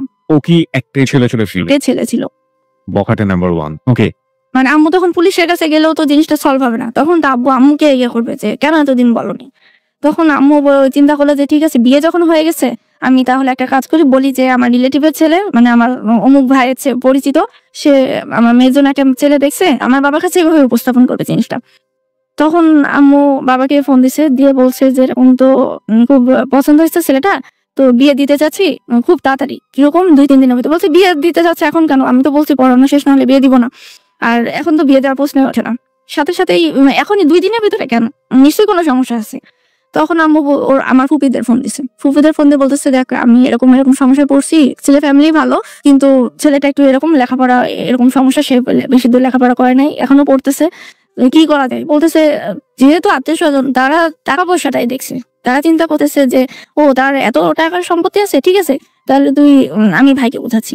তারা আমার বাবাকে ম্যানেজ করলো যে 2 দিনের ভিতরে আমরা টাকা পয়সা দিচ্ছি, এখনই ঢাকায় একটা অনুষ্ঠান করতে হবে। তখন ঢাকায় যখন অনুষ্ঠান করবে আমার বাবা, তারপরেও মানে খুব কষ্ট পাইছে, সে সারাদিন আসে নাই। অনুষ্ঠানটা 2 দিন পর শ্যামলী একটা কমিউনিটি সেন্টারে আমাদের অনুষ্ঠান হলো। এর ভিতরে আমার জল প্রচন্ড, আমাকে বাসায় আমি অন্য জায়গায় নিয়ে গেছি, পরে সেখান থেকে বিয়ে হচ্ছে। 2 দিন পরে গিয়ে আমার যখন অনুষ্ঠান হবে সেদিন, এই 2 দিন তো বাবা আমার সাথে কথাই বলে নাই, ওই দিনও বলে নাই, ওই দিন থেকে লাস্ট টাইপিং গেছে যে না গেলেই নয়, পরবর্তীতে আমার প্রবলেম হবে, এই চিন্তা করে সে শেষ সময়টা থেকেছে, সে রাজি না আর কি। সে আমার সামনে কান্নাকাটি করতেছে, আম্মু তো কাঁদতে কাঁদতে ইয়ে হয়ে গেল যে কি করলাম কি হলো বুঝতেছি না। তারপরও ওই দিন চলে আসলাম, আসার পর আমি তখনও মানে খুব ভয়ে খুব বিয়েতে তাকে ওইভাবে মেনে নিতে পারি নাই। তখন বাসায় আসার পরে ও আমার সব মেকআপ টেকআপ তুলে দিচ্ছে, ইয়ে করতেছে, সব মানে ভালো হয়ে গেছে পুরা। তারপর আমি তার সাথে মিশতে চাচ্ছি না। ওই দিন তো গেল, তখন আমার প্রচন্ড জ্বর। পরের দিন তো আমি বেহুশ হয়ে গেছি পুরা ভোরবেলা, আমি কিছুই জানি না। আম্মাকে ডাক দিছে আবার যে মেয়ে তো এরকম খুব খারাপ অবস্থা, আপনি আসেন, না হলে হয়তো বা কি হবে, হসপিটালে নিতে হবে, আপনি আসেন নাকি। আম্মু পরের দিন ভোরবেলা যে কাপড়ে ছিল সেই কাপড়ে চলে আসছে। আসার পরে আমাকে একটা হসপিটালে নেওয়ার চিন্তা করলো। পরে দেখে আম্মু আসার সাথে সাথে আমার জ্বর নেমে গেছে। যখন এরকম হয়েছে তখন আম্মু বললো যে কেউ দেখেন খুব খারাপ লাগতেছে, যাইতে ইচ্ছা করতেছে না, কি করা। আর আম্মু ওই বিয়ে তো 2-3 দিনের ব্যাপার, তারপর আম্মু চলে গেল। আমার জ্বরের জন্য তারপর পরীক্ষার জন্য ওরা অনুষ্ঠানটাও করতে পারলো না, মানে পরে বউ ভাতের অনুষ্ঠানটাও হয়নি। 1 মাস পরে গিয়ে মে মাসে এপ্রিল মাসে বিয়েটা হয়েছে, মে মাসে অনুষ্ঠান হলো। এর ভিতরে ভালোই চলে, আমিও তাকে আস্তে আস্তে পছন্দ করা শুরু করলাম, মানে তাকে ভালো লাগতে শুরু করলো, ভালোবাসলাম। তারপরে আমার শ্বশুর শাশুড়িও মানে অনেক ভালো। বউ ভাতা হওয়ার পরে আমার পরীক্ষা শেষ হলে বা নতুন সেমিস্টার শুরু হবে, টাকা দেওয়ার সময় কাকে বলবো বুঝতেছি না। ছেলেকে বলি, ছেলে বলে যে আচ্ছা দাঁড়াও ম্যানেজ করতেছি। টিউশনিটা তো আপনি আগে করতেন, এগুলো সব ছেড়ে দিচ্ছি। তো টিউশনি তো আমাকে করতেই দিবে না, অন্য বাসায় গিয়ে টিউশনি করতে। ফ্যামিলি প্রেস্টিজ, ওকে। ছেলে তো বেকার, কার কাছ থেকে ম্যানেজ করবে জানা ঠিক ঠিকানা নেই। কিন্তু সে প্রতিদিন 2-3 হাজার টাকার পকেট খরচ করে, ইচ্ছা করলেই পারে। পকেট খরচ টাকা লাগবে, এটা তো সে জমাইতে পারবে না, কখনো জমাই নাই, আর আমার জন্য কেন জমাবে। ওকে। যখন এরকম হচ্ছে আমি তখন করলাম কি, ওই যে মানুষের বাসায় যখন যাই ঘুরতে বিয়ের পরে তখন টাকা দেয় কিছু, এগুলো জমানো শুরু করলাম। 50% টাকা দিতে হতো, অত সমস্যা হয় নাই, টাকাটা জমাও দিলাম নিজে থেকেই। এরপর 1 মাস পরে আবার যখন টাকা দিতে যায় আবার টাকা জমাইছি। এরপর আর জমানোর কোনো সুযোগ নেই, মানে সে একদিন অনেকগুলো টাকা হলো, হওয়ার পর কিভাবে জানি জানতে পারছে। জানতে পেরে আগে টাকাটা যে দিচ্ছে এটাতে সে সন্দেহ করছে আমি টাকা জমাই। এরপর সে আবার দেখতেছে যে আমি কোথায় জমাই। দেখার পর একদিন অনেকগুলো টাকা হলো, সে আমার কাছে বলেই নিল যে টাকাগুলো নিয়ে যাই, আমার লাগবে, আমি তোমাকে ভার্সিটিতে হওয়ার আগেই দিয়ে দিব। সে নিল টাকাটা। এরপর ভার্সিটির সময় আসলেও টাকা দিল না। আমি তো আর টাকা ম্যানেজ করতে পারি না, পুরা অসুবিধায় পড়ে গেলাম। এরপর ও ফোনে রাতে কথা বলে, বাইরে থেকে কথা বলে আসে, আমি ফোন ওয়েটিং পাই, কিন্তু আমি কিছু বলি না। হয়তো বা ফ্রেন্ডের সাথে কথা বলতেছে, নতুন নতুন বিয়ে হচ্ছে, তখন তার এগুলো চিন্তা করার প্রশ্ন ওঠে না যে সন্দেহ করবো।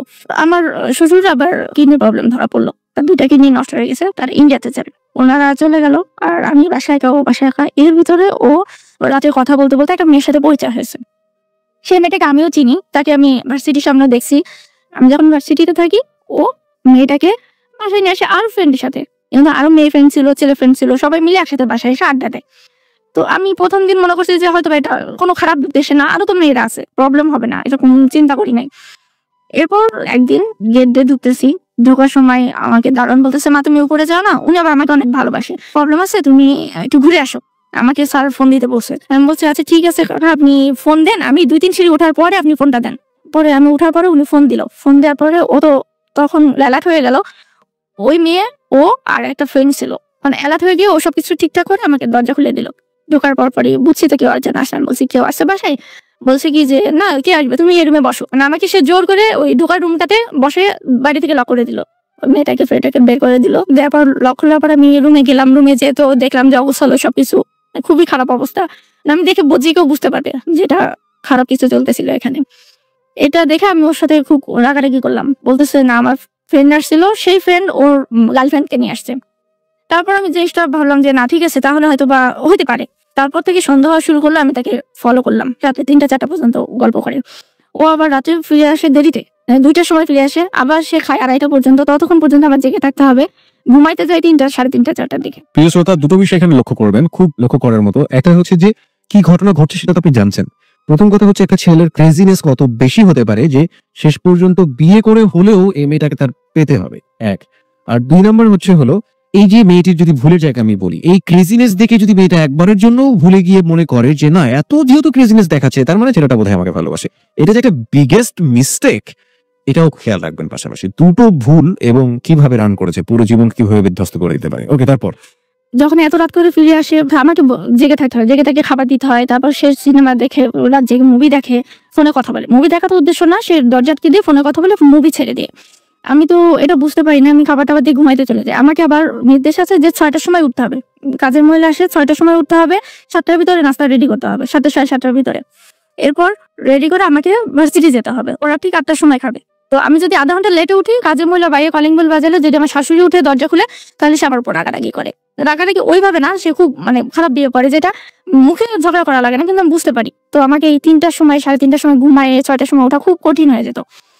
আমি ওকে বলতাম যে এরকম না, তুমি 12টার সময় আসো, এসে অন্তত 2টা পর্যন্ত হলেও আমি করা যায়, পরে না হয় আমি একটু 6টা 6:30টার দিকে উঠলাম, কিন্তু শুনে না।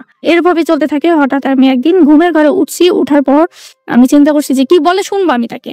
বাইরে দাঁড়ায়, দরজার বাইরে দাঁড়ায় শুনি যে সে যত মানে ফোনে কথা বলতে গেলে রাত্রে যত যা বলা লাগে সব সে বলতেছে তার সাথে। তখন আমি বুঝতে পারি যে ঠিকই কোনো মেয়ের সাথে রিলেশন আছে। এরপর আমি যখন পরের দিন জিজ্ঞাসা করি সকালবেলা, ও চিল্লাচিল্লি বাসায় শুরু করে। হ্যাঁ, আমাকে সন্দেহ করে। আমি রাত জেগে নিশির সাথে কথা বলি, ওর একটা ফ্রেন্ড, ছেলে ফ্রেন্ড, কিন্তু আমাকে সন্দেহ করে, হ্যাঁ, ভাঙচুর করে। পরে আমার শাশুড়ি বলে যে না, এটা হবে না, তুমি এটা কেন করতেছো? এই কথা বলার পর আমি আবার চুপ হয়ে যাই। এভাবে চলতে থাকে 6 মাস। আমি তাকে বুঝাই, ভালোভাবে বুঝাই, কিন্তু মেয়েটাকে আমি বুঝতে পারি না। অনেক বুঝানোর পরও হয় না। তারপর আমি একদিন কাজ করতেছি, দেখি ওরকম চুরি করে কথা বলে, আর রাগারাগি করে ওই দিন বাড়ি থেকে বের হয়ে গেলাম। এর ভিতরে আমার একটা খালাতো বোন ঢাকাতে পড়াশোনা করার জন্য ঢাকায় চলে আসে। সে একটা মেসে উঠে, ওইখানে গিয়ে আমি জায়গা নিই। এবার ফোনে দিয়ে কান্নাকাটি করে, জান আমি এরকম খুব খারাপ অবস্থায় আছি, ঠিক আছে আমি কখনো এরকম করবো না, তুমি ফিরে আসো। ডাক দেওয়ার পরে আমি বুঝি যে আচ্ছা ঠিক আছে, হইতেও পারে, মানুষ ভুল করতে পারে। আবার চলে আসি। শ্বশুর ভিতর ইন্ডিয়া থেকে ফেরত আসে। আসার পরে তাদেরকে বলি যে দেখেন এরকম এরকম সমস্যা, বলে যে আরে না, এটা ঠিক হয়ে যাবে। তারা এই জিনিসটাকে অ্যাভয়েড করে যাতে ভাঙচুর না হয় বাসার ভিতরে। যখন বলতেছি, বলতে বলতে একদিন আব্বাকে বলতেছি, আব্বা এরকম আর কতদিন, আপনি কিছু একটা বলেন। আব্বা মানে আপনার শ্বশুর? হ্যাঁ। তো ওকে ডাক দিল যে তুই এটা কেন করিস, তুই তাহলে এভাবে কেন বিয়ে করলি? আমি তো তোকে সম্পত্তি কিছু দিব না। দিবা না মানে তুমি তো কাল আজকে মরে গেলে কালকে 2 দিন আমি তো সব পাবো, তুমি এখন মরে যাও, তোমার কি মানা করছে? তোমার তো গেছে ফুটুস, তোমার তো মানে লাইফ শেষ, মানে সে কিডনি নষ্ট হয়ে গেছে এরকম। ও মাই গড। পরে এই কথা বলার পরে উনি বলে দেখলা তো কি করে। একটা জিনিস যেটা বুঝতে পারছি যে পুরোপুরি অবাধ্য একটা সন্তান, পিতামাতার অবাধ্য সন্তান। এবং আমি জানি না আপনি যেগুলো বলছেন সেগুলো যদি ওনার এন্ড থেকে সত্যি সত্যি হয়ে থাকে, তাহলে ওকে মানুষ করতে পারেনি ঠিক মতো। টাকা পয়সা ছিল প্রচুর, এবং মানে খাঁটি অবাধ্য, নির্ভেজাল অবাধ্য যেটাকে বলে। হ্যাঁ বলেন। তারপর দেখলাম তারা কিছু করতে পারবে না। এবার ওরা একদিন বাসায় গেছে, আমি রান্না বান্না, আমি পড়াশোনা করতে, মানে পরীক্ষা, ওরও পরীক্ষা, মানে ওকে আবার নতুন করে লেখাপড়া করানোর জন্য উদ্যোগী করতেছি। আমি নিজেই পড়াচ্ছি, পড়াতে পারে, আমি রান্না বান্না করে স্বামীও পড়তেছে, ও বাসা বসে পড়তেছে। পড়তে পড়তে হঠাৎ করে বলে তোমার এত অত্যাচার করি, তারপরে তুমি হচ্ছে গিয়ে শোনো না কেন, তুমি বাসা থেকে বাইরে গিয়ে থাকতে পারো না? আমি তো বাইরে গেছিলাম, তুমি তো আবার আমাকে নিয়ে আসছো, মানে কেন আমি বাসা থেকে বাইরে গেলে কি হবে? যে না, তুমি বাসা থেকে বাইরে চলে যাও, আমরা কিছুদিন চেপাই থাকি, তুমি ওখানে থেকে পড়াশোনা করো, আমি এখানে থেকে পড়াশোনা করি। মানে তখন সে পুরোপুরি মেয়েটার সাথে ইনভলভ হয়ে গেছে। অনেক রাগারাগি করি করে আমি রান্নাঘরে চলে আসি। আসার পরে ছুরি পায় সামনে, যে ঢুকাবো, মানে আমি চিন্তা করছি, ছুরিটা হাতে নিয়ে ভয় পাচ্ছি যে এটা কি আমি করতে পারবো, মানে আমি আত্মহত্যা করবো। কথাগুলো আমি আম্মাকেও শেয়ার করতে পারি না যে সে এরকম করতেছে। আমি বলতেছি তাদেরকে আর কত প্রবলেমে ফেলবো, এই চিন্তা করে আমি আত্মহত্যা করবো সেদিন। পরে ও পেছন থেকে এসে ছুরিটা নিয়ে বলতেছে যে তুই মরলে বাড়ি যে মর, এখানে মরিস কেন? বাইরে যে মরলে তার প্রবলেম হয় না, এখানে মরলে তো বলবে আমি মানে তোকে মারছি। এই কথা যখন বলছে তখন আমি সত্যি সত্যি আম্মাকে ফোন দিছি। ও ফোন দিছে ওর আম্মাকে যে তোমরা তাড়াতাড়ি বাসায় চলে আসো, ও এরকম করতেছে। এরকম করার পর আমি বলতেছি যে আচ্ছা ঠিক আছে, আসছি, আমার আম্মু আসুক, আমি এখান থেকে যাবো না, আম্মু আসলে যাবো। আম্মু আবার আসছে, তখন আব্বুকে বলছে আসার কথা, বলছে যে না, আমি এগুলার ঝামেলার ভিতরে যাবো না, তুমি বিয়ে দিছো, তুমি জান না, তোমার নাতিও হয়, যে আম্মু এসে মামাকে সাথে নিয়ে আসছে, যেহেতু একা একা কথা বলতে পারবে না। ওই সময় ও সকলের সামনে ওর ফুফুকে নিয়ে আসছে, ফ্যামিলিগত ভাবে একটা কথা হচ্ছে। তখন ও বলতেছে যে ওকে কিছুদিন বাইরে রাখো, ও খুব ফিউরিয়াস, ও খুব রাগী, ও যখন তখন যে কোনো কিছু করতে পারে, ও পড়ালেখা শেষ হোক, তখন না হয় আমি ওকে নিয়ে আসবো। তারপর বলতেছে না, 1 সপ্তাহের জন্য বাইরে থাক, আমি 1 সপ্তাহ পরে গিয়ে নিয়ে আসবো। তখন আম্মু বুঝছে যে ছেলেটা ক্রেজি, মানে এই ছেলেটা আর নিবে না থাকে। আম্মু বলতেছে না বাবা, তুমি দরকার নেই, আমি ওকে নিয়ে যাই, তোমার আর নিয়ে আসার দরকার নেই, তুমি এভাবেই থাকো, দয়া করে আমার মেয়ের পিছনে লাগো না, বহুত করছো।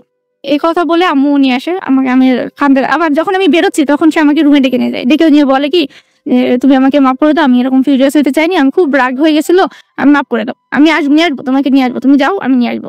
খারাপ লাগতেছে আমার ভিতরেও, যাবো, জিনিসটা আমাকে বলা মনে হয় ঠিক হয়নি।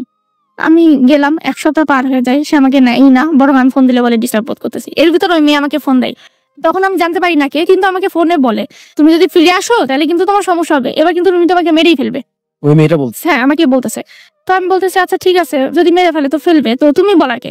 ওর সাথে একটু তর্ক হয়েছে, তারপর আমি আমার শাশুড়িকে ফোন দিছি যে আমার এটা কেন, আপনার বাসার বউ আপনি, আরেকটা মেয়ে, খারাপ মেয়ে, সেরকম কথা বলতেছে, তারপরেও কি কিছু হবে না? তখন বলতেছে আচ্ছা ঠিক আছে, আমি দেখতেছি ব্যাপারটা, কিন্তু তারা কিছুই দেখে না, কিছুই হয় না। এরপর আমি ওইখান থেকে যাতায়াত করতে থাকি। যাতায়াত বলতে আমার শাশুড়ি বলে যে তোমার আব্বা খুব অসুস্থ, আসো একটু থাকো, আমি ডায়ালাইসিসে নিয়ে যাই ওকে। উনি মনে করে যে না এভাবে আসা যাওয়ার ভিতরে হয়তো বা ওদের ভিতরে রিলেশনটা ভালো হবে, এটা চিন্তা করে উনি আমাকে ডাকে। যখন এরকম আসি, আমার শাশুড়ি চলে যায় ডায়ালিসিস করতে, আর ও আমার সাথে ফিজিক্যাল রিলেশন করতে চায়, আর পায়ে ধরে ইয়ে করে মানে করা হয়ে গেল। আবার আমি চলে গেলাম, আর কোনো যোগাযোগ নেই। যখন আমি বুঝলাম যে এরকম হচ্ছে, তখন আমি ডাকলেও আসি না, আমি বলি যে না আমার পরীক্ষা আছে, কেউ আমার অ্যাভয়েড করি।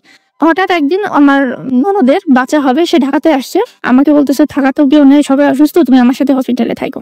আমি বলছি আচ্ছা ঠিক আছে আমি আসবো। এই কথা বলে আমি আসছি, আসার পরে বাসায় ও হসপিটালে ওখানে ছিলাম, বাসা থেকে বলতেছে ভাত নিয়ে আসতে হবে। এখন ওইখানটা খাইতে পারতেছে না, অনেক ভালো খাবার কিন্তু খাইতে পারতেছে না, বাসায় যেয়ে নিয়ে আসতে হবে। ও আবার এসে দিয়ে যাইতে পারবে না, নবাব তো ও ওখানে বাসায় ঘুমাবে কিন্তু নিয়ে আসতে পারবে না। আবার আব্বা আম্মা খুব অসুস্থ হসপিটালে। পরে আমি যে বাসায় গিয়ে খাবার আনতে গেছি, খাবার আনতে গেলে ও খুব কান্নাকাটি করতেছে। কান্নাকাটি করার পর ওই দিন আমার সাথে জোর করে সে ওইরকম হওয়ার পরে ও আমাকে একটা পিল খাওয়ালো, ওইটা খাইলাম। আমি ভাবলাম যে আমার আর কোনো সমস্যা নেই, আমি বাসায় চলে আসলাম। তারপর আমি যখন কনসেপ্ট করলাম 1 মাস পর ওকে ফোন দিলাম, কনসেপ্ট করছি কি করব, সেদিন কি ছিল, পিল খাওয়ানো হয়েছিল কিনা। বলছে যে না ওই দিন পিল ছিল না, আমি চেয়েছিলাম তোমার একটা কনসেপ্ট হোক। কেন? আমি চাই যে তুমি আমাকে ছেড়ে কখনো যাইতে না পারো, তুমি ফেলো না বাচ্চাটা। এই কথা যখন বলে তখন আমি আমার শ্বশুর শাশুড়িকে ফোন দিই সাথে সাথে, যে প্রবলেম হয়েছে কি করব। তো বলতেছে কবে হলো, কখন হলো, কেন হলো, হ্যাঁ এরকম বলতেছে যে তোমাদের ভিতরে তো সম্পর্ক ভালো নেই, তাহলে হলো কেন। তো আমি বলছি আমি তো এটা রাখতে চাচ্ছি, আপনি কি বলেন। তখন বলতেছে যে না এটা রাখা যাবে না, এটা ড্রাইভার কে নিবে, ও আমি আজ মারা গেলে কালকে তো কেউ দেখা থাকবে না, ও তো এরকমই করতে থাকবে। হলো না, আমি তাদেরকে রাজি করাতে পারলাম না। তার বোনকে ফোন দিলাম, একই কথা। তারপর সেই মেয়েকে ফোন দিলাম, যে সে এতদিন আমি জানতে পারছি সে মেয়েটা কে, সে একটা ইউনিভার্সিটিতে ইংলিশে মাস্টার্স করতেছিল। তার সাথে বললাম যে দেখো এরকম হয়েছে, তুমি এখন অন্তত আর কিছু করো না, ছেড়ে দাও, তোমার যা লাগবে আমি দিব, সমস্যা নেই। কিন্তু সে শুনলো না, সে আমাকে বললো তুই যদি এটা না ফেলিস, আমার বাবা পুলিশ, আমি তোকে মারধর করবো, থানায় নিয়ে এসে ফেলাবো আমি যেভাবে হোক। তো আমি আর কিছু বললাম না। এবার আম্মাকে ফোন দিলাম যে আম্মা যদি এরকম হয়, মানে সরাসরি বললাম না, যদি এরকম হয় যে আম্মা আমি এরকম কনসেপ্ট করছি তাহলে কি হবে। আম্মা তো মাথা ঘুরে পড়ে গেছে, এটা হইতে পারে না, আমি তখন না তোকে মানা করছি আর ওর বাসায় যাবে না, এটা কেন হলো। তখন আমার পরিস্থিতি দেখে আমি বললাম আম্মা কিছুই না, আমি এমনি মানে বলতেছি আমি তার বাসায় গেছিলাম কিন্তু এরকম কিছু হয় নাই। এটা ঘুরাই নিলাম, ঘুরাই নেওয়ার পর দেখলাম যে না আমার একটু শান্ত হয়েছে। এরপর আমি ওকে বারবার বোঝানোর চেষ্টা করতেছি, 1 সপ্তাহ পার হয়ে গেছে কিন্তু এখন না। পরে আমি ভাবলাম আমি নিজে ছাদে থেকে লাভ দিব। তারপর ভাবলাম যে কি হবে, এটাতে কোনো কিছু লাভ হবে না, কেউ জানতো না যে আমার একটা বেবি ছিল, কি রকম হচ্ছিল। তখন আমি চিন্তা করলাম যে না এভাবে না, আমি বাচ্চাটাই ফেলে দিই। আমি তখন কি করলাম যে ওকে ফোন দিলাম, আমি এরকম অ্যাবর্শন করবো। বলছে না তুমি খবরদার অ্যাবর্শন করবো না। এবার আমার শাশুড়িকে ফোন দিলাম, আমি অ্যাবর্শন করবো, আমার কাছে টাকা নেই। পরে বলতেছে যে আচ্ছা আমি টাকা পাঠিয়ে দিচ্ছি, তুমি দেখো ব্যাপারটা, এভাবে বলতেছে। পরে টাকা দিলে আমি তারপরে গিয়ে নিজে নিজে একা একা গিয়ে অ্যাবর্শন করলাম। তাকে বাসায় ফিরে আসলাম। আসার পর এরপর থেকে তাকে আমি